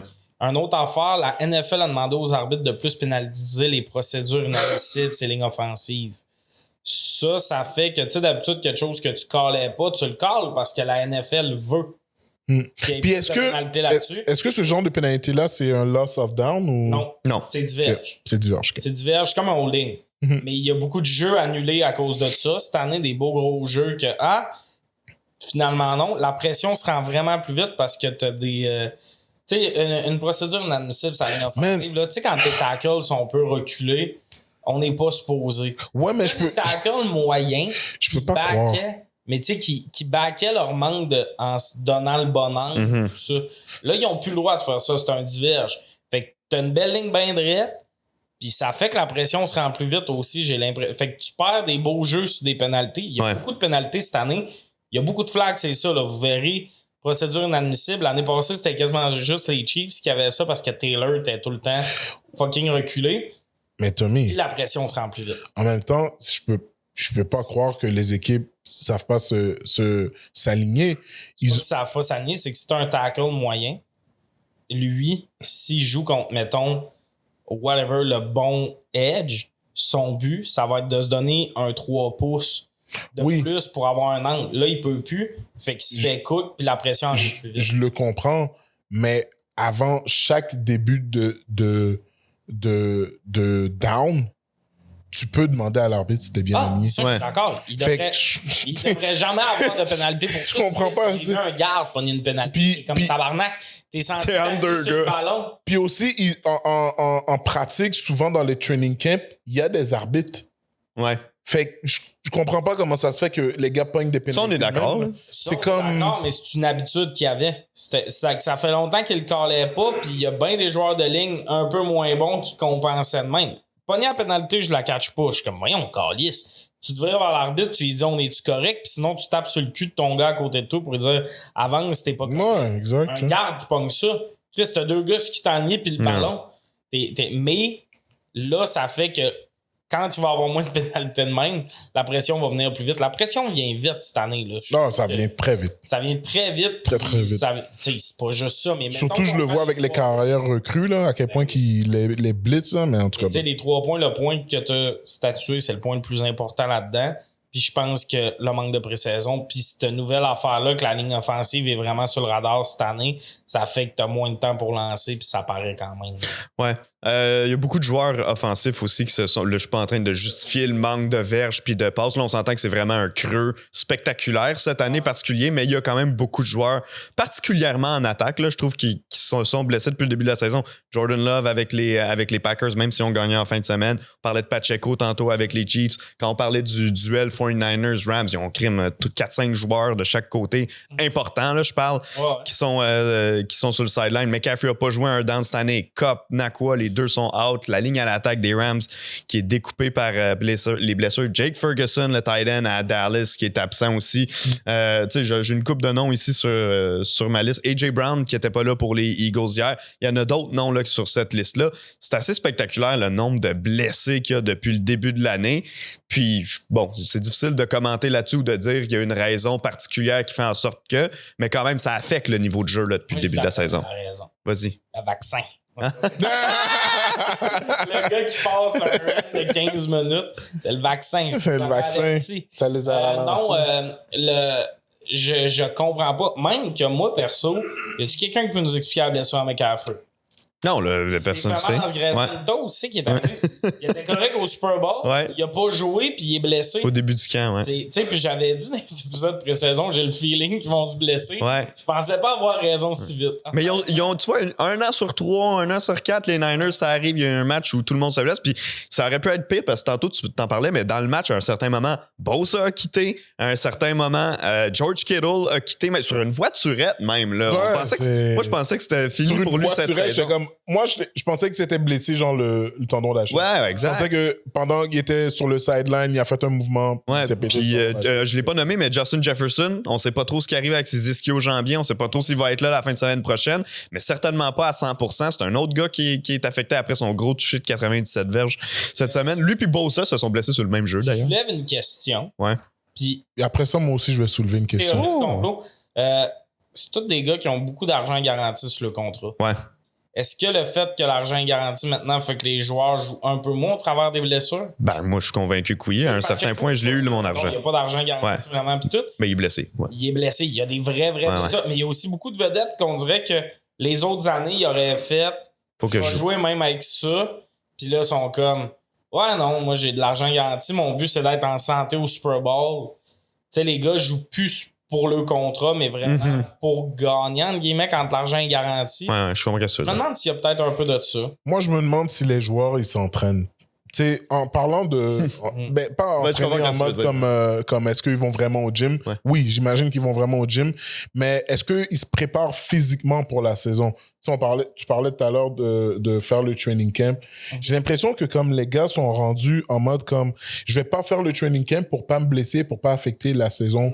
Mais quand tu recommences à travailler en pleine saison ou la semaine avant de te préparer pour ta première game, là, le fait que tu t'es pas préparé physiquement, ça peut te causer des blessures. Je pense que c'est ça qui arrive. Tu sais, c'est des blessures comme weird et bête, genre en même temps, tu sais, des ischio-jambiers, ton mollet étiré. C'est comme... Est-ce que tu t'es préparé? Est-ce qu'il y a eu quelque chose que tu as fait pendant le off-season? C'est sûr qu'il y a de moins en moins de contacts violents. Là. Je me semble qu'il y a plus de blessés que jamais, mais c'est toutes des blessures sans contact quasiment. Là. Tu cours, puis le genou vient de me popper, puis c'est... Il y a peut-être un peu de ça. Il y a aussi la bonne mode du je vais pas au camp pour mon contrat, mais là, quand tu commences à jouer semaine 1, Chase, c'est un peu la situation. Il était bien rouillé. C'est Ayuk. blessé. Ayuk. C'est que t'as du monde de même que tu fais. Man, Peyton Manning a fait un rant sur Ayuk, là, puis j'étais tellement d'accord avec lui. Tu sais, c'est comme tes contrats, tu sais, t'es rouillé. C'est à cause de ton contrat, c'est à cause de ton moment diva de te préparer. Tu sais, il y a l'aspect de préparer ton contrat pendant la saison pour régler ça puis que tu sois là pendant le training camp. Tu sais, les joueurs ont la fâcheuse tendance d'attendre genre à la fin de la saison puis là maintenant essayer de régler le contrat puis c'est pas réglé fait que là je vais pas venir au training camp puis après t'arrives pendant la saison t'es rouillé, tu fais perdre des downs à ton équipe, tu fais perdre des games à ton équipe. Règle ça pendant la saison. Puis, à un moment donné, commence à être un bon joueur de foot. Surtout que Ayuk lui-même, quand il a signé, il a dit « Ouais, j'ai fait zigonner ça une couple de semaines de plus, ça aurait pu être réglé avant. » Puis il a fait bloquer des transactions. Au final, il voulait pas être échangé.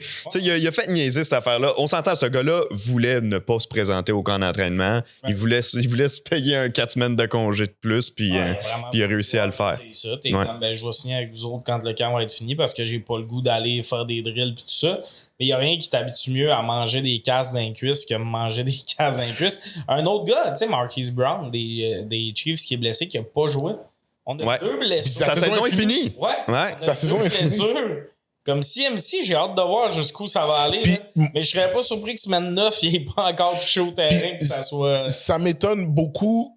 En même temps, on n'est pas dans leur training camp, on n'est pas dans leur semaine de préparation pour savoir si, admettons, Marquise Brown est mal tombé, peut-être qu'il s'est pété l'épaule. Oui, c'est vrai.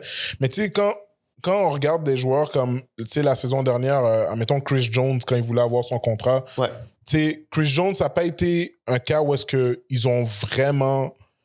Chris Jones lui-même, il a étiré la sauce. Non. C'est lui, il était comme, yo, je veux avoir mon contrat là maintenant, là, comme, guys, comme, je veux pas manquer de game ou quoi Finalement, que il a ce soit. signé juste un an. Finalement, il a signé juste un an, il a fait comme, yo, OK, let's go. Puis après ça, il a re-signé, Ouais. tu sais. Fait que moi, je trouve que les joueurs devraient vraiment prendre cet exemple-là de... Oui, tu veux... Il avait manqué une game. Il a manqué une game, mais moi, qu'est-ce que j'essaye de dire, c'est qu'il n'a pas étiré la... Ouais, au sens qu'il s'est pas signé, puis il a pas eu son contrat l'an passé. Finalement, c'est lui qui a plié, qui a pris le contrat d'un Oui, an. puis après ça, il cette année. Ouais. s'est refait signer, tu sais. Je pense que si une équipe te veut vraiment, ou si une équipe te veut vraiment, ils vont te donner quelque chose par la suite. C'est tough d'être un DG à l'ère moderne. Là. Beaucoup de contrats garantis, beaucoup de gars qui se présentent pas s'ils n'ont pas le contrat. Pis tout, ça rend ça compliqué. Tu sais, Chris Jones, je pense qu'il a fait le bon move. Il aurait pu décider de hold down toute la saison. Ouais. C'est ça. On enchaîne les boys. Bryce Young, une autre performance minable, catastrophique des Panthers de la Caroline qui ont encore été humiliés cette semaine. On a déjà annoncé du côté des Panthers, Dave Canales a annoncé que son starter la semaine prochaine sera Andy Dalton. Puis pas le jeune prometteur carrière qu'on a derrière Bryce Young, qu'on a repêché plus tard dans le repêchage. Non. Le bon vieux Andy Dalton va être le partant. Puis mon opinion, je voulais le dire avant de vous laisser aller, parce que, tu sais, l'an passé, à un certain moment, on a retiré Bryce Young de faire « Hey, ça va trop vite autour de toi, t'as pas un bon club, on va te donner une chance ». Cette fois-ci, avec Canales, qui est pas le gars qui a repêché Bryce Young, moi, le message que j'ai compris là-dedans, c'est l'expérience Bryce Young, elle est terminée en Caroline. Moi, regarde. Il y a deux... Je terminerais il y a deux côtés. Panthers en Caroline. Ouais. ça c'est un autre débat.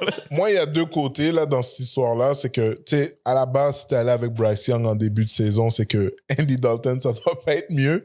Je pense qu'il voulait au moins donner la chance aux coureurs. Là. Je pense qu'il devait... Oui, honnêtement, non, parce que c'est pas toi qui as drafté Young, fait que t'as le droit de faire ce que tu veux. Je comprends. En là. quelque sorte. Ouais. Mais regarde, c'est sûr qu'on a vu souvent Bryce Young manquer des receveurs complètement ouverts, qui auraient pu être une passe de toucher. Puis sa ligne fait du bon travail en plus cette année. Sa ligne fait quand même du bon travail, mais selon moi, est-ce que ce gars-là, on doit vraiment se poser la question, est-ce que ce gars-là est bien entouré? Ça, c'est évident que non. Mais... Ouais, on parlait aussi de... il ne faut pas avoir peur de laisser le carrière prendre de l'expérience sur le banc puis ensuite l'amener sur le terrain. Moi, je pense que Bryce Young, si ce n'est pas cette année, peut-être qu'on va le bencher le reste de l'année.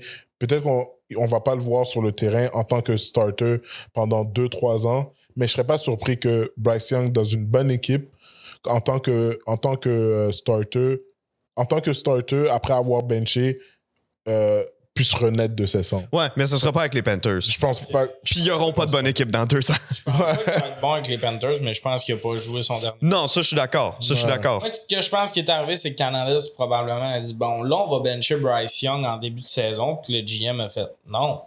Le GM, c'est un hostart, là. Il est fuck all, là. Mm-hmm. C'est le pire GM de la NFL. Ça, c'est pas peu dire quand les Giants sont dans la NFL. Mais tu sais, il s'est fait fleece Steve Brian Burns par les Giants. Ouais. Déjà là, ouais. Ça au moins, c'est au... On le donne, ouais, exact. Putain, tu laisses là, on dirait qu'il a peut-être checké le DG et qu'il a fait « Moi, je voudrais vraiment donner du temps pour apprendre. » Fait que Andy Dalton est nommé starter. Mais tu peux pas faire ça tout croche. Tu sais, on parle beaucoup de la confiance des corps recrues. Lui, sa confiance là, Zéro. est détruite. Est-ce qu'on va le revoir dans la ligue? C'est sûr que oui, il y a quelqu'un qui va s'essayer sur un premier au total quelquefois. Il va bouncer d'une équipe à l'autre au pire et tout ça. Mais tu sais, on en a parlé un peu plus tôt. Darnold puis Baker, c'était terrible avec les Panthers. Mm-hmm. Mais Fields, en ce moment, c'est un des QB qui paraît le mieux dans la NFL. Puis pas juste cette année. L'an passé aussi. Il paraissait déjà bien. Puis il avait bien paru avec les Rams quand il est venu, genre 2 games out of nowhere, gone in game. Fait que si on regarde de scraper des gamers, ben quelqu'un... Tu veux pas te développer avec les Panthers. C'est quelque chose que je disais, là, de moi, j'arrive en entrevue avec les Panthers, je m'invente un faux casier judiciaire. Je dis que j'ai tué. J'ai gros volant, puis genre, draftez-moi pas. Honnêtement, on arrive à un stade où tu te dis, est-ce que cette équipe-là va être vendue un peu comme les Commanders, c'est arrivé. Faut quasiment que ça arrive, c'est sûr. C'est une catastrophe en ce moment. L'organisation au complet, là. Si tu regardes depuis qu'ils sont arrivés dans la ligue, il y a eu quelques années de Newton, le fun, c'est tout. Mm-hmm. Il y a à peu près juste eu ça. Puis il y a eu l'année où est-ce qu'ils ont fait un run jusqu'au Super Bowl. Non, Ouais, c'est au ça. début des années. Non, mais au début des années 2000 aussi. Ah oui, Ouais. c'est ça. Mais il y a comme rien, il n'y a pas une grosse histoire à cette équipe-là. Puis on est aussi à une époque où tu sais, la NFL veut pas faire d'expansion en ce moment parce que Chris, le niveau de jeu est déjà compliqué, il manque de joueurs, entre guillemets. Ben, je me demande vraiment si cette équipe-là va pas même être déménagée. Éventuellement. Puis la NFL, c'est pas comme au hockey où on niaise avec ça, les déménagements. Là. Dans la NFL, tu veux pas le construire ton stade ou bon, là, c'est pas le cas actuel avec les Panthers, mais tu veux niaiser, on te ship. On le fait rapidement, puis c'est pas le nombre de villes qui manque. Là. C'est sûr que tu dis, Non, hey, il y a on veut déménager, il y a du monde qui lève la main. Oh, il y a plein d'endroits qui seraient down d'avoir une équipe d'NFL, mais pour vrai, pour en revenir à Bryce Young, je pense que ce gars-là, depuis l'échange, c'est pas... La pression est énorme, ça. C'est wow, c'est dégueulasse, là, qu'est-ce qui se passe, là. Puis je peux faire un mini parallèle avec le hockey, mais tu sais, on parle de pas accélérer une reconstruction à Montréal. Mm-hmm. C'est ce qu'ils ont essayé de faire, les Panthers. Ben oui. Quand le trade est arrivé, ils ont voulu leur QB 1 an plus tôt. Puis la vérité, c'est qu'il n'y avait pas absolument besoin d'un QB. Maintenant. Vraiment que les DG arrêtent de commencer leur reconstruction par le QB parce que le QB a trop de pression, se fait ramasser par tout le monde. Tu brises un QB, puis il faut que tu en redrafes un autre anyway. Bâtis une équipe. Moi, j'aille pas en ce moment ce qui se passe avec les Raiders. De la limite, j'aurais peut-être aimé ça, mettons, un petit QB là, dans le QB room. Mais tu te dis, nous, on assume. C'est pas notre année de ramasser un QB. Minshew s'en vient. Minshew va être là. On a O'Connell. On va drafter du monde, bâtir. C'est vrai. Je pense qu'il va falloir qu'il trade Adams. Éventuellement, là, ouais. Ça. Mais, tu sais, c'est des reconstructions qui font plus de sens que... comme un peu les Chargers. Joe Hart, c'était pas le choix sexy. Moi, Mais juste mettre un receveur dans une équipe pour pas avoir de protection. L'année prochaine, peu importe les receveurs qui ajoutent, tout le monde va mettre ces gars-là en série. Ouais. Ben, puis, tu sais, pour revenir aux Panthers puis à Bryce Young, pour closer le sujet là, avant qu'on passe à d'autres choses, on s'entend, là, il y a probablement la pire équipe de la NFL autour de lui. Fait que je suis 100% d'accord avec le fait qu'il n'y a pas une bonne équipe, il n'y a pas un bon groupe de receveurs, il n'y a pas les armes autour. Mais reste que quand tu regardes individuellement, il n'y a aucun jeu en une saison et 2 matchs. Il n'y a aucun jeu signature de Bryce Young. Je peux pas te dire une fois de faire comme « Ah, ça, c'est du Bryce Young. Mm-hmm. » Sauf quand il fait des revirements. Puis à chaque fois qu'on le voit, parce que j'étais à NFL Red Zone le dimanche, évidemment, puis les Panthers jouent le dimanche après-midi parce que on veut pas les voir on veut pas les voir isolés en prime time. Puis à chaque fois qu'on va sur l'attaque des Panthers, il y a toujours quelque chose de négatif qui se passe. Soit qu'il prend un mauvais sac, soit qu'il fait un revirement stupide. Puis le nombre de jeux où, tu sais, des fois, quand tu fais une passe, tu lances une interception ou tu lances une passe un peu imprécise puis qu'on dit, tu sais, la pression s'amenait ou il s'est fait frapper, c'est normal qu'il n'ait pas mis 100% à la gomme sur la passe. Les passes de Bryce Young sont comme ça, à l'exception que tu le regardes puis il y a aucune pression sur lui. Le gars voit des fantômes alors qu'il n'est pas chassé tout le match, contrairement à l'an dernier. Donc, pour moi, c'est un échec total. Je pense qu'en Caroline, c'est terminé pour lui, mais je suis d'accord avec toi. Il y a une équipe à gauche, à droite. Il y a quelqu'un qui va prendre une chance. Je sais pas. Peut-être qu'ils redraftent un QB cette année, anyway. Ils n'ont pas drafté. Ils vont drafter premier overall. Ils auront l'occasion de le faire. Ouais, mais ça serait... Je suis d'accord. Mais ils sont fucked. La première ronde cette année... Oui, ils l'ont. Mais ils sont fucked. Mais tu sais, cette année, leur pick, c'était 4. De 2024, tu parles, oui. Fait que là, t'as encore plus de trous à cause de ce trade-là, puis tu vas recoller ça un QB une année. Mm-hmm. Ça, c'est un autre affaire, là. Les hosties de QB premiers au total, je comprends pourquoi ça arrive. Mm-hmm. Tu prends Bryce Young qui est avec Bama, l'équipe la plus stack du monde. Ouais, puis tu le mets dans la pire équipe de la ligue. Dans la pire équipe. Puis le monde avait déjà des doutes avant son draft. Il était comme, il est bon, mais il est pas... exceptionnel. À l'université, c'était pas genre, OK. Puis souvent, quand un gars est dans un petit programme, c'est là qu'on a le plus de doutes dans le draft, alors que ça devrait être l'inverse. Ce gars-là est capable de produire. Les gens étaient quand même assez convaincus que CJ Stroud allait avoir une belle carrière. Puis surtout, avec le stack, comment ils étaient stackés à Ohio State avec les receveurs qu'ils avaient. Il y avait des doutes sur son IQ. Là. Il avait fait un test. Ouais, il y a toujours des doutes sur les QB de Ohio State. Je suis juste en mode... comment Stroud a été amené, c'était parfait. Il y avait un bon QB room autour de lui. Il y a des bonnes et des mauvaises franchises. Une année, ça fait 15 ans que je suis à NFL. Il y a des équipes qui sont tout le temps dans le top. Ils sont tout le temps là, ils sont jamais en bas. Puis il y a des équipes, peu importe ce qu'ils font, puis tu check les draft recap, puis tu fais, ben oui, ils se sont trompés sur 3 picks. Puis c'était évident dans notre salon. Il y a des joueurs, t'es comme, c'est sûr qu'il va être bon. Ben oui, il glisse jusqu'au Ravens, évidemment. Question pour toi, là, vite, là. Ouais. Je sais qu'on doit passer à d'autres sujets.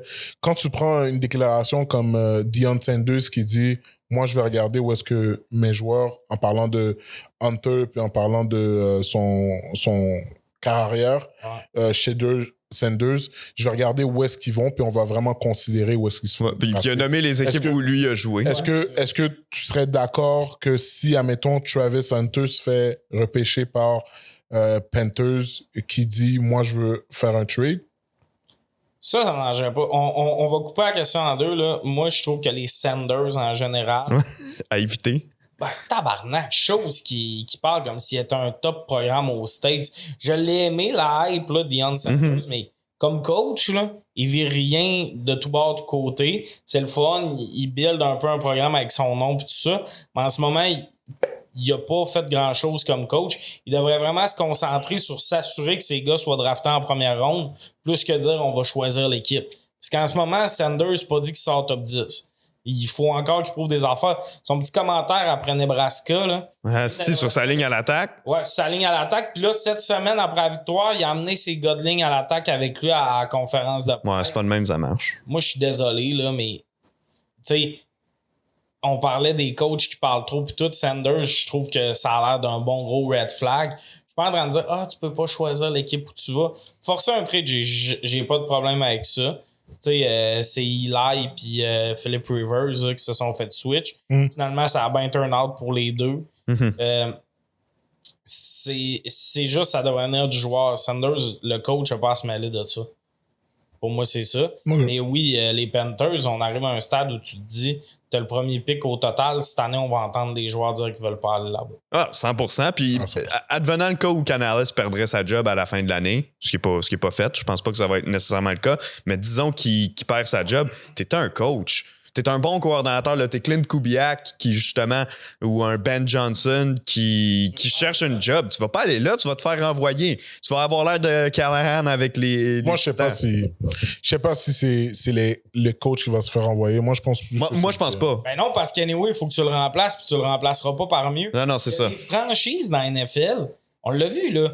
Il y a des coordonnateurs qui ont décidé de pas bouger parce qu'ils sont comme, je vais pas bouger à moins que ça soit une bonne équipe. Non, 100%. Je vais pas juste aller me garrocher devenir le coach des Giants. Tu sais, d'abord. Mais moi, propriétaire de Panthers, je regarderais mon GM puis je serais comme yo. Je pense que ça vient du propriétaire aussi, un peu le problème. Là. Je pense qu'il y a beaucoup de problèmes. J'enchaîne. En fait, on a une couple de questions. On peut passer à ça si vous êtes prêts. Il y avait 2 autres sujets, mais voulez-vous vous dire un mot rapide sur Kendrick Lamar qui s'en va du spectacle au Super Bowl? Dommage pour Drake. Ouais, j'allais dire, OK. Moi, mon commentaire sur ça, c'est que pour le spectacle de la Coupe Grey à BC cette année, c'est les Jonas Brothers qui vont être là. Là, ils n'ont pas le choix de laisser une place à Drake pour au moins mettre la table, au moins se padder avant que Kendrick le ramasse puis le traite de pédophile devant toute la nation. Ce serait hilarant que comme la finale de la CFL, c'est en novembre. Donc, Drake en novembre, Kendrick en février. Ce serait drôle que Kendrick fasse un rappel à tout le monde que comme Drake est allé dans un niveau beaucoup plus bas que la NFL. Mais je trouve que c'est quand même nice. Je trouve qu'il mérite. Puis il y a des bonnes tracks. J'ai hâte de regarder ce... Ça me surprend, moi, comme pick. Ça te surprend? Ouais, ben non, parce que depuis que Croc Nation est là, ils veulent vraiment mettre les artistes de la diversité. Depuis que Croc Nation est là, ils essaient de faire des shows pour le monde qui aime le foot. Mais moi, j'ai unpopular opinion. Le show de la mi-temps, c'est pas pour nous, c'est pour nos blancs. Et mère. Et cousine qui se calisse. Fait que quand la rumeur de Miley Cyrus flottait, j'étais comme... C'est tellement un show de la mi-temps, Miley Cyrus. Elle a assez de hits pour que ça arrive. Kendrick, le problème, c'est que si t'es pas un fan de rap, tu connais pas ses tracks. Ouais, c'est ça l'affaire, man. C'est le seul problème. Puis Rock Nation sont beaucoup là-dessus, je trouve, des fois, de faire comme c'est du monde, tu sais, notre gang, tout ça. Mais moi, Rock Nation, je t'en biffe depuis qu'ils nous ont obligés à écouter du Usher en 2024. Ben, non. En tout cas, moi, j'étais down, man. Le mois qui a suivi. Usher, ouf.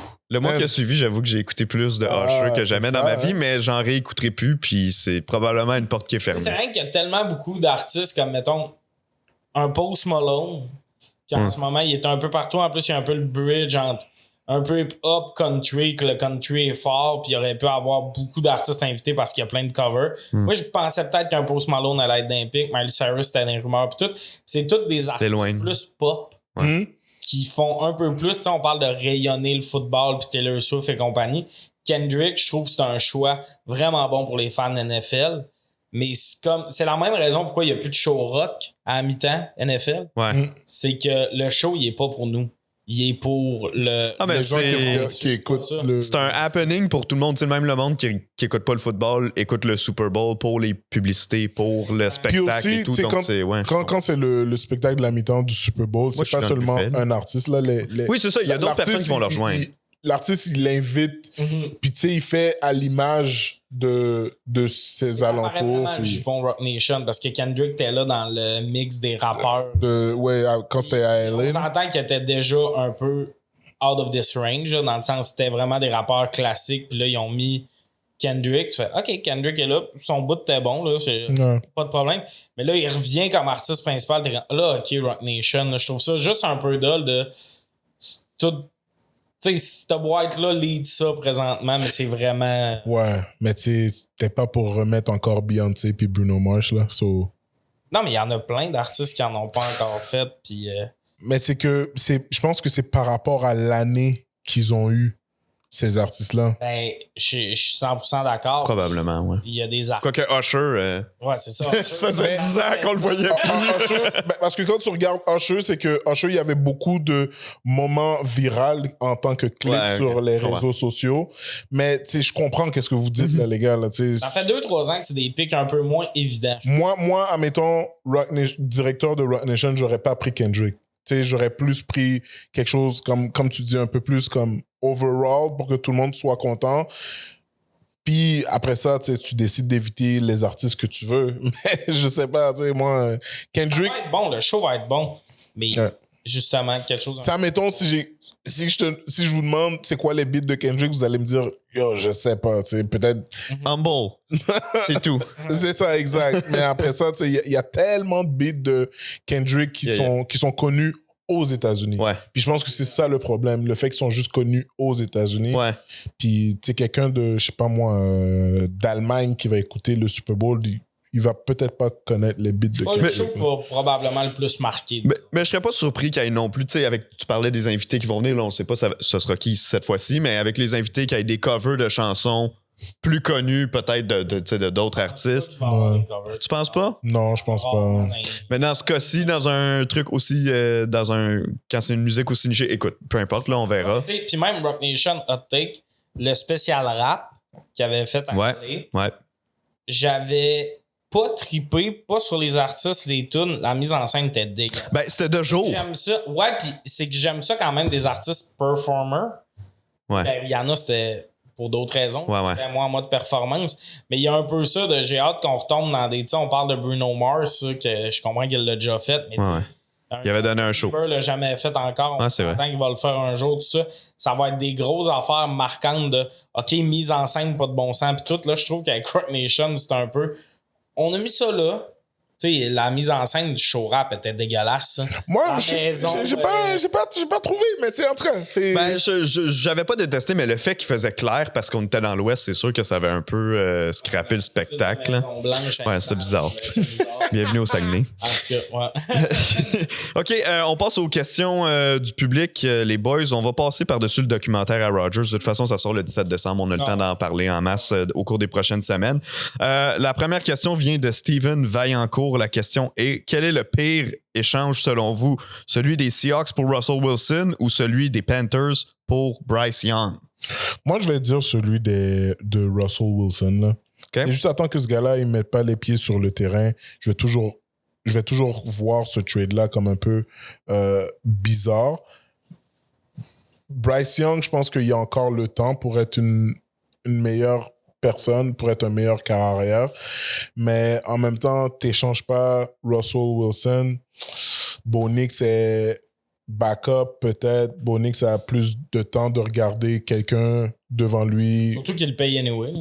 Oui, Ouais, c'est ça. Puis, En ce moment, il le paye. mais bref, en tout cas, je pense que Russell Wilson, à date, c'est pas un bon trade. Mhm. Je pense Ben, à date, ils l'ont déjà libéré, puis sont déjà ses pénalités, là. Finalement, ça va devenir payant pour les Broncos. Ouais.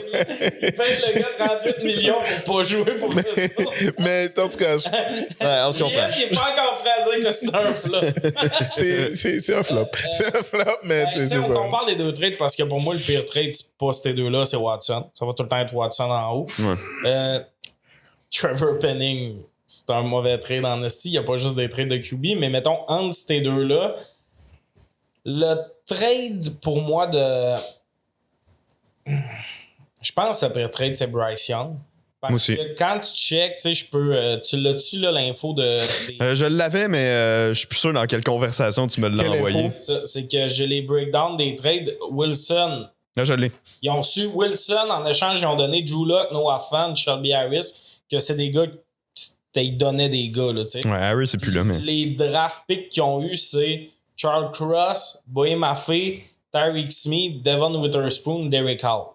Witherspoon 5 overall. Là. Ouais, c'est ça qui a vraiment flop de l'autre bord. Du côté du trade des pour Bryce Young. Bryce Young, ils ont donné DJ Moore, Darnell Wright, Tyreek Stevenson, Caleb Williams, Torrey Taylor, puis un choix de deuxième en 2025 qui risque d'être le 33e au total. Mhm.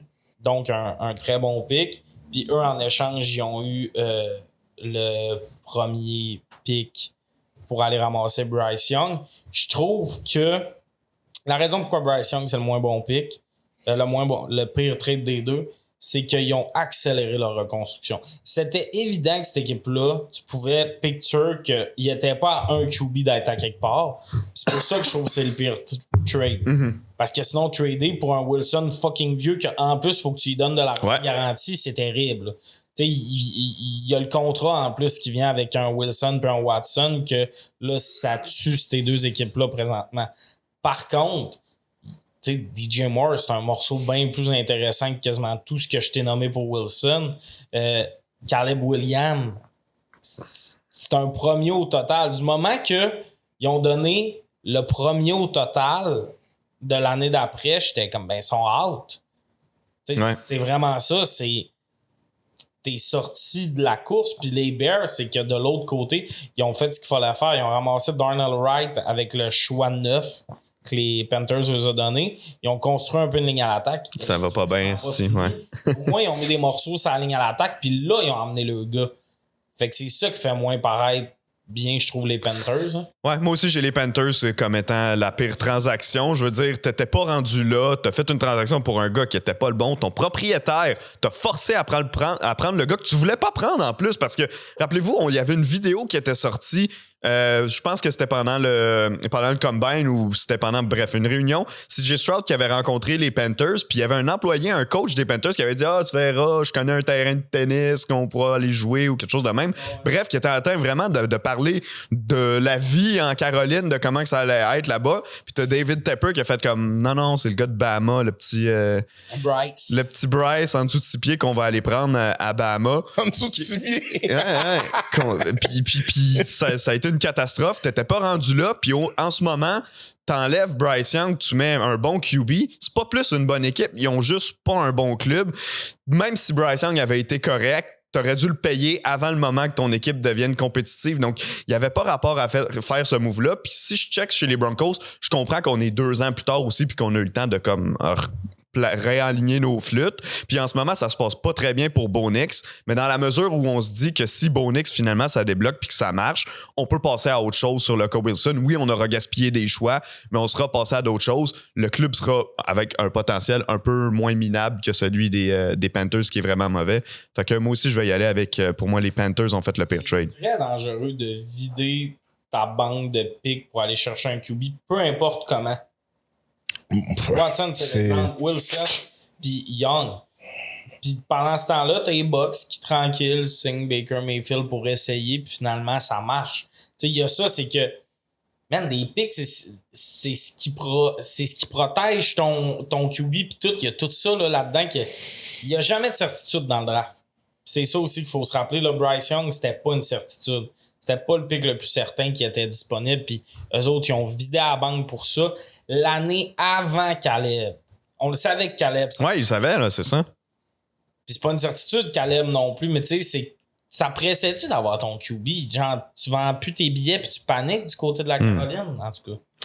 On enchaîne les boys. Marc Leroux nous demande, en lien avec Tua, tout à l'heure, on parlait de Tua Tagovailoa, qui sera le remplaçant de Tua à Miami? Là, on sait qu'ils ont mis Snoop Huntley sous contrat pour qui était sur l'équipe de pratique des Ravens, qui était backup des Ravens avant, qui a même starté des games il y a quelques années, même en éliminatoire parce que Lamar Jackson était blessé.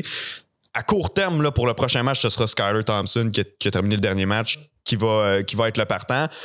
Pour les semaines à suivre, on verra qu'est-ce qui va arriver avec justement Snoop Huntley, qui est de quelqu'un qu'on pourrait décider de mettre comme partant, sinon qui pourrait être inséré sur certaines formations pour jouer en Wildcat. Ceci étant dit, est-ce que les Dolphins, selon vous, ont besoin de bouger encore pour aller chercher un QB d'ici la fin de l'année? Réellement, oui. D'ailleurs, petite parenthèse, j'étais convaincu que Huntley avait été signé sur le 53 des Ravens. Quand tu allais le chercher, ils ont même fait un post sur Instagram pour annoncer ça. C'est le backup puis le chum à Jackson. Ils ont vraiment gardé Josh Johnson en sécurité puis laissé Huntley sur le practice squad. C'est weird. Peut-être que dans la discussion, Huntley voulait pas signer sur le 53. C'est peut-être lui qui a dit je vais attendre de voir s'il y a d'autres opportunités ailleurs quand même. Tu sais, il veut pas être allé avec les Browns pour une opportunité. Mais ça m'a surpris. J'ai hâte de voir ce qu'Huntley va faire. Moi, je bougerais. Ouais. Si on parle de qui pourrait être une cible, mon côté perso, ça serait Tommy DeVito, juste pour des raisons du personnage. Asti que j'espère que ce gars-là va avoir une chance. À Miami, ce serait tellement parfait avec son gérant qui vient avec le chapeau. Son gérant tout habillé de la même façon, mais blanc. Ouais, c'est ça, exact. Trop chaud en noir. Malade. Mais plus sérieusement, les deux options que je considérais, la première option, je pense pas qu'il va bouger, c'est Josh Dobbs. Je pense sincèrement que les Niners vont le garder en cas de blessure. Il a eu un bon camp. Tu sais, l'année passée, Darnold avait eu un bon camp. On le savait qu'il allait s'en aller à la fin de la saison. Puis ils ont fait ouais, non, nous, notre backup, on en a besoin s'il y a un blessé. Il y a beaucoup d'options que je coupe, comme Carson Wentz, je pense pas que les Chiefs vont le laisser aller. Joe Flacco, je pense pas que les Colts vont le laisser. Ils veulent le garder avec Richardson. Fait que notre option, on en a parlé en début de saison, mais ça serait Sam Howell. Ah, c'est vrai. À Seattle. Honnêtement, mais lui non plus, je pense pas que les Seahawks sont prêts à le laisser partir. C'est le QB que t'as peut-être le plus de chances d'aller bouger parce qu'il y a un 3 puis un 5. Non, mais je pense pas qu'ils vont le donner gratuitement comme ça. Là. Ah non, ils vont devoir payer les Dolphins. Là. Je pense que justement, mettons que les Dolphins veulent Howell pour un choix de 2. Ben, le GM des Seahawks peut dire moi j'avais donné moins. Fait que j'ai fait un gain sur ce que j'avais payé pour Howell. Là, Geno Smith, il y a 2 victoires. Howell n'est pas parti pour jouer bientôt. Pas en train de te dire ça va arriver, mais j'ai checké un peu là, les deuxièmes QB et tout ça. C'est rare un QB qui bouge. Là. Est-ce que Howell, ça se peut? Geno, il a l'air de bien aller et tout ça. Puis du côté des Dolphins, c'est la raison pourquoi ce move-là ferait du sens. Il y a 23 Howell. Ouais. Si cette année ça marche, t'as peut-être réglé ton problème pour l'année prochaine parce que je pense pas que Tua va rejouer. Je pense vraiment. Cette année, tu parles? Dans sa carrière. Tantôt, t'as dit qu'il prendrait pas sa retraite. J'ai dit qu'il allait pas prendre sa retraite. J'ai pas dit qu'il va rejouer. Ah, OK. Il va faire un Carey Price. OK. Lui, il va pas dire... Mais faire un Carey Price, c'est juste plus jouer. Non, mais il va être payé. Mais ouais, je comprends. Le gars va arriver comme un épée sur un mur des Dolphins puis dire je prends ma retraite puis laisser l'argent garanti sur la table. C'est ça. Ouais, c'est sûr. Mon point, là, c'est pas qu'il va rejouer. C'est que le monde dit qu'il va prendre sa retraite. Ils savent pas comment le monde marche. Il y a 160 millions garantis, c'est sa famille au complet, ses arrière-petits-enfants et compagnie. Il a réussi à le signer, le contrat, il va aller chercher ce cash-là. On s'entend là-dessus. Je pense pas qu'il va rejouer. Puis même pour les Dolphins, je pense qu'on arrive au stade où tu devrais être tanné là, que tes saisons soient saccagées par un gars qui se blesse tout le temps. Ben, oui. Tu sais, les Dolphins, c'est une équipe bien sexy sur papier à chaque début de saison, mais ça donne un peu jamais rien. Fait qu'à un moment donné, là, tu sais, le côté qui bat jamais les bonnes équipes, tout ça, t'es comme, ben là, si tu le coach, le problème, si tu les blessures, mais les blessures, tu sais, le DG le dit en début de saison, je pense qu'on est compétitif s'il n'y a pas de blessures. Ouais, ça fait partie du jeu. Chaque équipe, à la fin de la saison, a 10 gars blessés. Fait que toi, si t'as pas de blessés, tu vas être correct. Ben oui, mais ça arrivera pas. Ouais. Je pense que quand tu regardes Dolphins, première année avec Tyreek Hill, Tua se blesse en match éliminatoire. Fait que là, on est rendu à mettre notre backup. C'était Skyler Thompson, ouais. Ouais. Ben, il s'était blessé avant les playoffs. Mais... Avant les playoffs, mais bref, tu joues avec ton backup. Ouais. Après ça, l'année après, tu t'en vas jouer à Kansas City où est-ce qu'il fait moins 30 000. Ton équipe est congelée. Ils sont pas capables de jouer dans cette température-là. Là, maintenant, tu amènes cette saison où est-ce que toi est complètement blessé. Est-ce que tu dois passer à autre chose si tu es les Dolphins? Moi, je pense que honnêtement, je pense pas qu'on devrait bouger du côté des Dolphins. Je pense pas qu'on devrait bouger. Continue avec ça? Je continue avec ça. Il est blessé. Il est blessé. Je continue avec ça. Je regarde où est-ce que je tombe par rapport au draft. Oui, on a parlé de ne pas être pressé de prendre un QB. Mais là, à partir du draft, j'espère être genre dans les top 10. Fait que tu brûles la saison. Tu brûles la saison. Tu brûles la saison, tu fais qu'est-ce que tu as à faire avec. Je pense pas que c'est une équipe qui va automatiquement perdre toutes ses games si il reste comme ça. Je suis d'accord. Je pense pas que c'est une équipe qui... En tout cas, je pense que c'est une équipe talentueuse, mais je pense pas que il y a une envie pressante de prendre un QB puis de regarder. À part là, le seul QB que j'irais prendre, c'est Howell. C'est le seul pour qui je me battrais. Okay. Puis je serais comme, OK. Donnerais-tu un deuxième round pour Howell? Je donnerais un deuxième round pour Howell. Tu le ferais-tu, toi? Pour aller chercher tout de suite. Pour aller chercher tout de suite, je donnerais. Les Seahawks vont donner, je pense, un 3, un 5. Ouais. Mais je vais vous expliquer pourquoi. Aussi par rapport à l'âge, puis aussi par rapport à qu'est-ce que j'aurais fait du tape sur Howell. Tu sais, si je suis le GM, si je suis le offensive coordinator, puis j'aurais vu comme, yo, tu rajoutes Howell, un QB qui est capable de scramble, qui a un bras, avec Tyreek Hill, Waddle, puis un bon running back, cette équipe-là fait du sens. Puis aussi, j'imagine qu'il est plus solide que toi. Fait que je suis pas pressé de bouger, à part si c'est pour aller prendre Sam Howell. La saison, mais moi, les fans des Dolphins sont pas d'accord avec ce que tu dis. Regarde, les fans... Pas d'accord. Les fans de Dolphins peuvent ne pas être d'accord, mais en même temps, tu sais... Il va te rester une saison avec Tyreek. Il va te rester... Oui, je suis d'accord avec toi. Peut-être que Tyreek va re-signer, parce que Tyreek a parlé que lui voulait rester à la maison. Tu sais, mais regarde, si tu te brûles pour aller chercher un QB que tu sais que tu vas pas gagner le Super Bowl, tu sais que tu vas pas gagner le Super Bowl... Là. OK. Howell n'a jamais joué dans... Non, mais là, t'es pas allé chercher Howell, là. Là, t'es allé... Moi, je t'ai dit que tu le fais. Non, mais admettons, là, tu vas chercher Howell. Moi, je t'ai dit, si t'es pour bouger, ta seule option, c'est d'aller chercher Howell. Okay, tu vas pas chercher d'autres QB. Tu te dis après que tu le ferais pas, puis que t'attendrais.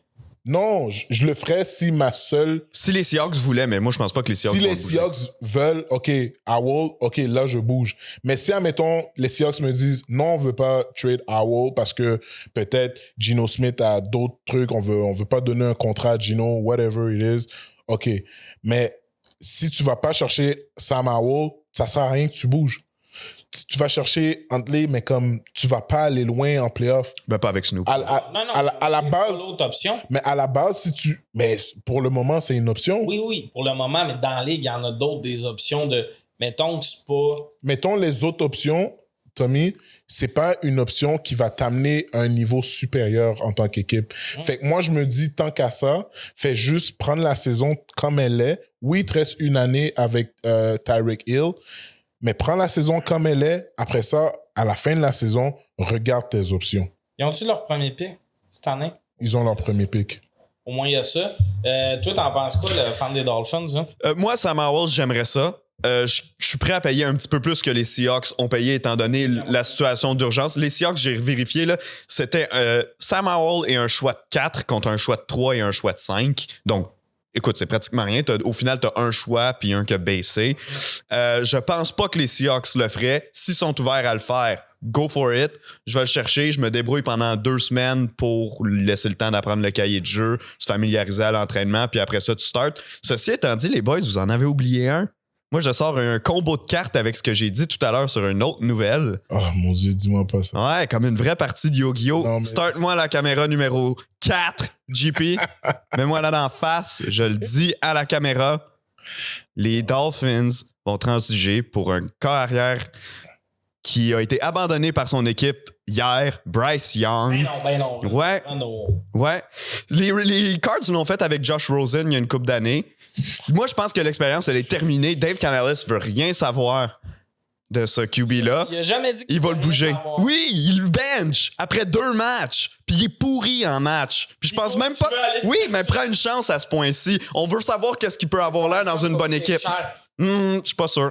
Tu penses que tu peux avoir Bryce Young pour un choix de 2 comme en haut? Un choix de 2 puis un choix de 3. Moi, C'est je- ça que ça a coûté pour Rosen il y a une couple d'années. Après 1 an. Oui, mais. Je suis d'accord, j'aime mieux le potentiel de Young que de Parce qu'il y Rosen. a quand même ce qu'ils ont donné. Rosen, il l'avait pris avec un choix de 10e au total. À peu près, ouais. Bryce Young, c'est un choix de 1, c'est un choix de. Tu sais, c'est 2 choix de 1, c'est un choix de 2. Si t'abandonnes là-dessus, le GM, il peut aller dans son char, partir dans le garage. Ouais. Sois conscient de ce que tu viens de dire, Renaud. Là. Parce que je l'ai vu, Tu là, parles- cette affaire-là de mock trade de Bryce Young. J'y crois pas. Ah, j'ai même pas vu de mock trade, en fait. Mais c'est impossible que Dolphins se disent ah ouais, Bryce Young.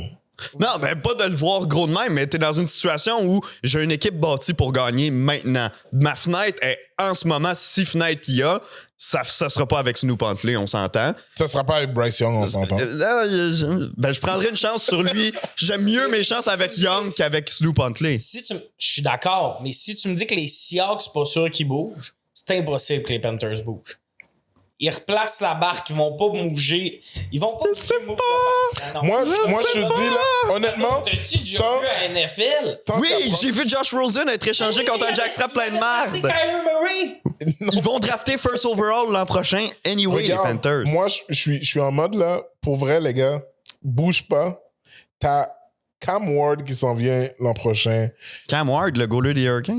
Pas Cam Ward. Ouais, c'est Cam Ward. C'est Cam Ward, le gars Je sais. de... OK. Le gars de Miami. En plus, il y a à Miami, t'as le quarterback qui joue avec Archie Manning, là, j'ai oublié. Quinn Ewers. Quinn Ewers. Archie Manning va pas te déclarer pour le draft. T'as plusieurs autres QB qui sont quand même des backs. T'as Shedder, Sanders. J'ai Regarde. pas l'idée que si tu chies puis qu'ils ont une saison de piste. Mais Par contre, check, moi, je suis d'accord que drafter, c'est peut-être pas la pire des options. Mais moi, si je suis un fan des Dolphins, ça me ment en tabarnak qu'on abandonne encore sur une autre saison. Tu peux pas. Dans le sens, tes joueurs vieillissent, puis pour moi, tu peux pas. Mike McDaniel, ça arrive, il perd sa job. Le GM, il perd sa job. je pense pas que Mike McDaniel perd sa job après cette saison-là. Tu penses pas? Non. Il a jamais gagné en série. Il a Ben, jamais gagné en série. Regarde, moi- Il y a une fiche perdante contre les équipes qui sont au-dessus de 500. Puis il y a la réputation que son vestiaire soit un country club aussi. Puis on le voit là, t'as un loadé d'ego, loadé de grosses personnalités dans le vestiaire. Le gars, oui, moi, il me fait rire en conférence de presse, puis je l'aime bien, Mike McDaniel. Je te le dis, c'est pas le gars qui impose le respect dans le vestiaire. Non, puis il est pas mal sûr que lui, il cogne à la porte du DG. Puis moi, perso, là, parce que Bryce Young, j'y crois vraiment pas qu'il va bouger. Rosen, c'est arrivé dans d'autres circonstances. Kyler Murray était déjà arrivé. Peut-être que j'y croirais plus ça, mais dans la saison, ça ferait vraiment, on panique, on met Dalton, puis ils ont tout à perdre d'envoyer Bryce Young. Il faudrait que vous donniez 2 choix d'un.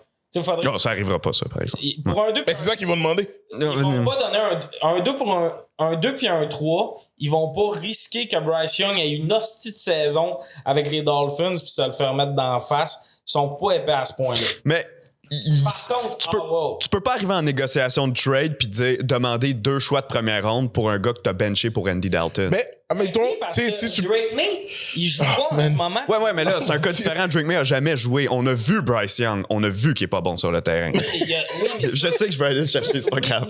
Mais non, je comprends, mais tu sais, c'est. Admettons, là, si tu parles de ce trade-là, Bryce Young, ben. OK, on peut parler du trade aussi, Joe Flacco. Puis moi, ça ferait plaisir d'avoir des choix de pick pour Joe Flacco. Comme, cool. Tu veux qu'on te donne Joe Flacco pour un choix de 3e ou un choix de 2 ou si on est assez gourmand. On peut te donner Snoop Huntley Mais aussi. si admettons, si on est assez gourmand, là, tu sais, choix de 3, choix de 2, let's go. On te le donne, t'es en situation de West. Eux, ils le donneront pas parce qu'ils ont des chances d'être bas. Bref, tout ça, je veux dire, c'est que on va prendre les draft picks. Mais, tu sais, man, tu regardes les équipes là en ce moment, ils sont conscients que je suis DG là, je vois dans mon affiche Dolphins, puis je dois répondre au téléphone. Déjà dans ma tête, je suis comme, je veux ton choix de première ronde. Ah oui. Déjà dans ma tête. Fait que je réponds, tu me dis, yo, ton backup, je suis Panthers, admettons. Je réponds, ils me disent, yo, ton backup, Bryce Young, t'es-tu sûr? Nanana. Je suis comme, bon, je sais pas, là, t'as quoi? Oh, ben, tu sais, choix 3. Sauf que, considérant qu'une équipe comme la Caroline, on parlait tout à l'heure du fait qu'ils n'ont même pas de morceaux à aucune position. Là, c'est vraiment la pire équipe de la Ligue, Caroline. Y a-tu des joueurs d'alignement? Puis je vous demande pas de nommer des noms, là, on s'entend. Mais est-ce que tu peux convaincre la Caroline en disant oui, je te donne un choix pour Young, mais aussi je vais te donner un morceau potable ou ben là, pas Waddle, mais un morceau potable. Ben, c'est sûr que tu vas pas donner un Jalen Waddle pour aller chercher Bryce Young. Là. Ça, c'est sûr et certain. Non, mais la valeur, en ce moment, on s'entend, là, tu peux aller chercher 4 Bryce Young pour la valeur de Jalen Waddle. Là. C'est sûr que moi, gourmand, parce que tu sais, je comprends que tu dis on l'a vu, fait qu'il est plus bon. Je le comprends, cet argument-là. Ils ont abandonné sur lui. Je pense pas grand-chose. Moi, je pense que oui. Ça, c'est toi qui as décidé ça parce qu'ils l'ont benché une fois. C'est comme si tu disais... 2 fois. Ils l'ont benché l'an passé aussi. L'an passé aussi, ils l'ont benché, C'est comme ouais. si tu disais qu'ils avaient abandonné sur May parce qu'il bench. Je comprends que non, voyons, c'est vraiment pas pareil. Il peut te dire, hey, le coach l'an passé s'est trompé puis je me suis trompé. Pour le reste de la saison, je préfère qu'il regarde Dalton aller, puis on verra l'année prochaine. C'est pas vrai que sa valeur est à 0. Pas à 0, mais elle vaut plus un choix de première Vous ronde. oubliez aussi... c'est sûr que c'était Bryce Young qui t'a donné un... Agent aussi des Bears. Tu sais, c'est pas un mauvais backup. Il est jeune aussi. Il a pas mal... Bien des jeunes, ça... Il a pas mal fait la saison dernière. Tu sais, mais comme à la fin de la journée, si on parle de Bryce Young... T'sais, mais sérieusement, je pense que Bijan a eu une meilleure fin de saison que Bryce Young. Que qui? Excuse. Bryce Young. Non, mais qui t'a dit au début? Bagent. Tyson Bagent avec les Bears. Ouais. Pour finir sur Howell, moi, mon dernier point, parce que vous dites qu'ils ne bougeront pas, je pense que pour une concession comme les Seahawks, par contre, faut quand même que si les Dolphins se mettent à pisser dans les médias qui veulent Howell, OK?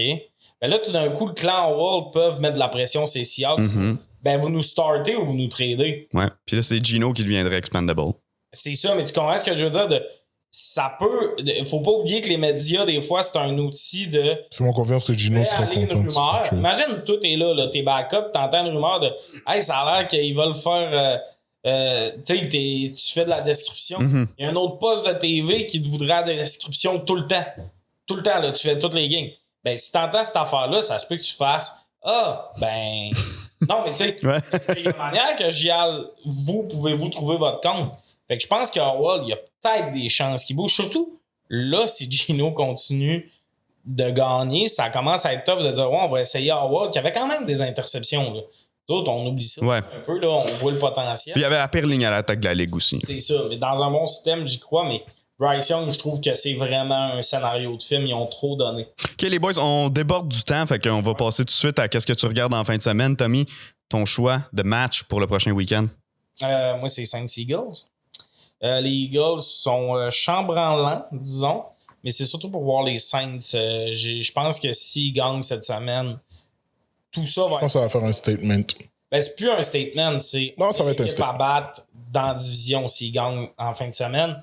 Tu peux surprendre les Cowboys, tu peux surprendre les Panthers, même plus de la surprise. Hein. Non. On va vraiment voir si c'est for real. T'sais, ça fait une couple de... Ça fait écrire par du monde. Là.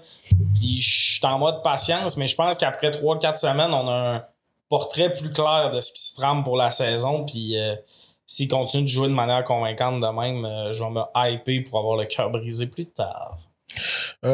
Chargers, Steelers. Je pense que c'est deux équipes qui impressionnent quand même en début de saison, surtout les Chargers. Ouais.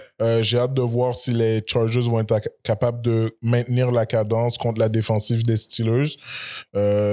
Puis en même temps, j'aimerais savoir aussi l'offensive des Steelers connaître un meilleur sort, être plus genre admettons, à l'attaque contre les Chargers.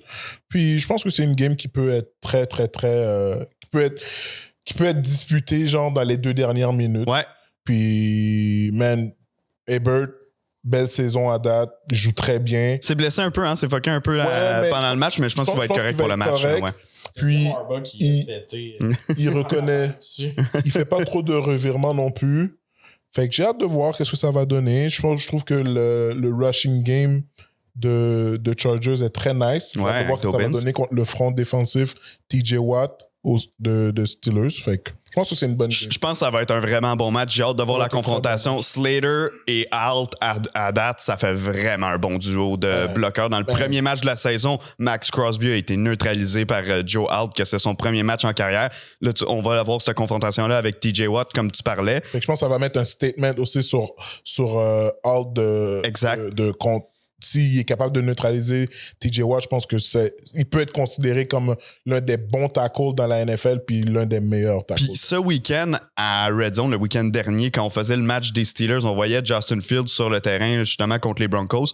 Il amenait des ajustements à la ligne de mêlée. C'est des choses qu'on voyait pas l'an passé avec les Bears. C'était le jeu, il est sélectionné dans le caucus. J'arrive à la ligne de mêlée. Puis si je vois un alignement que j'aime pas, ben...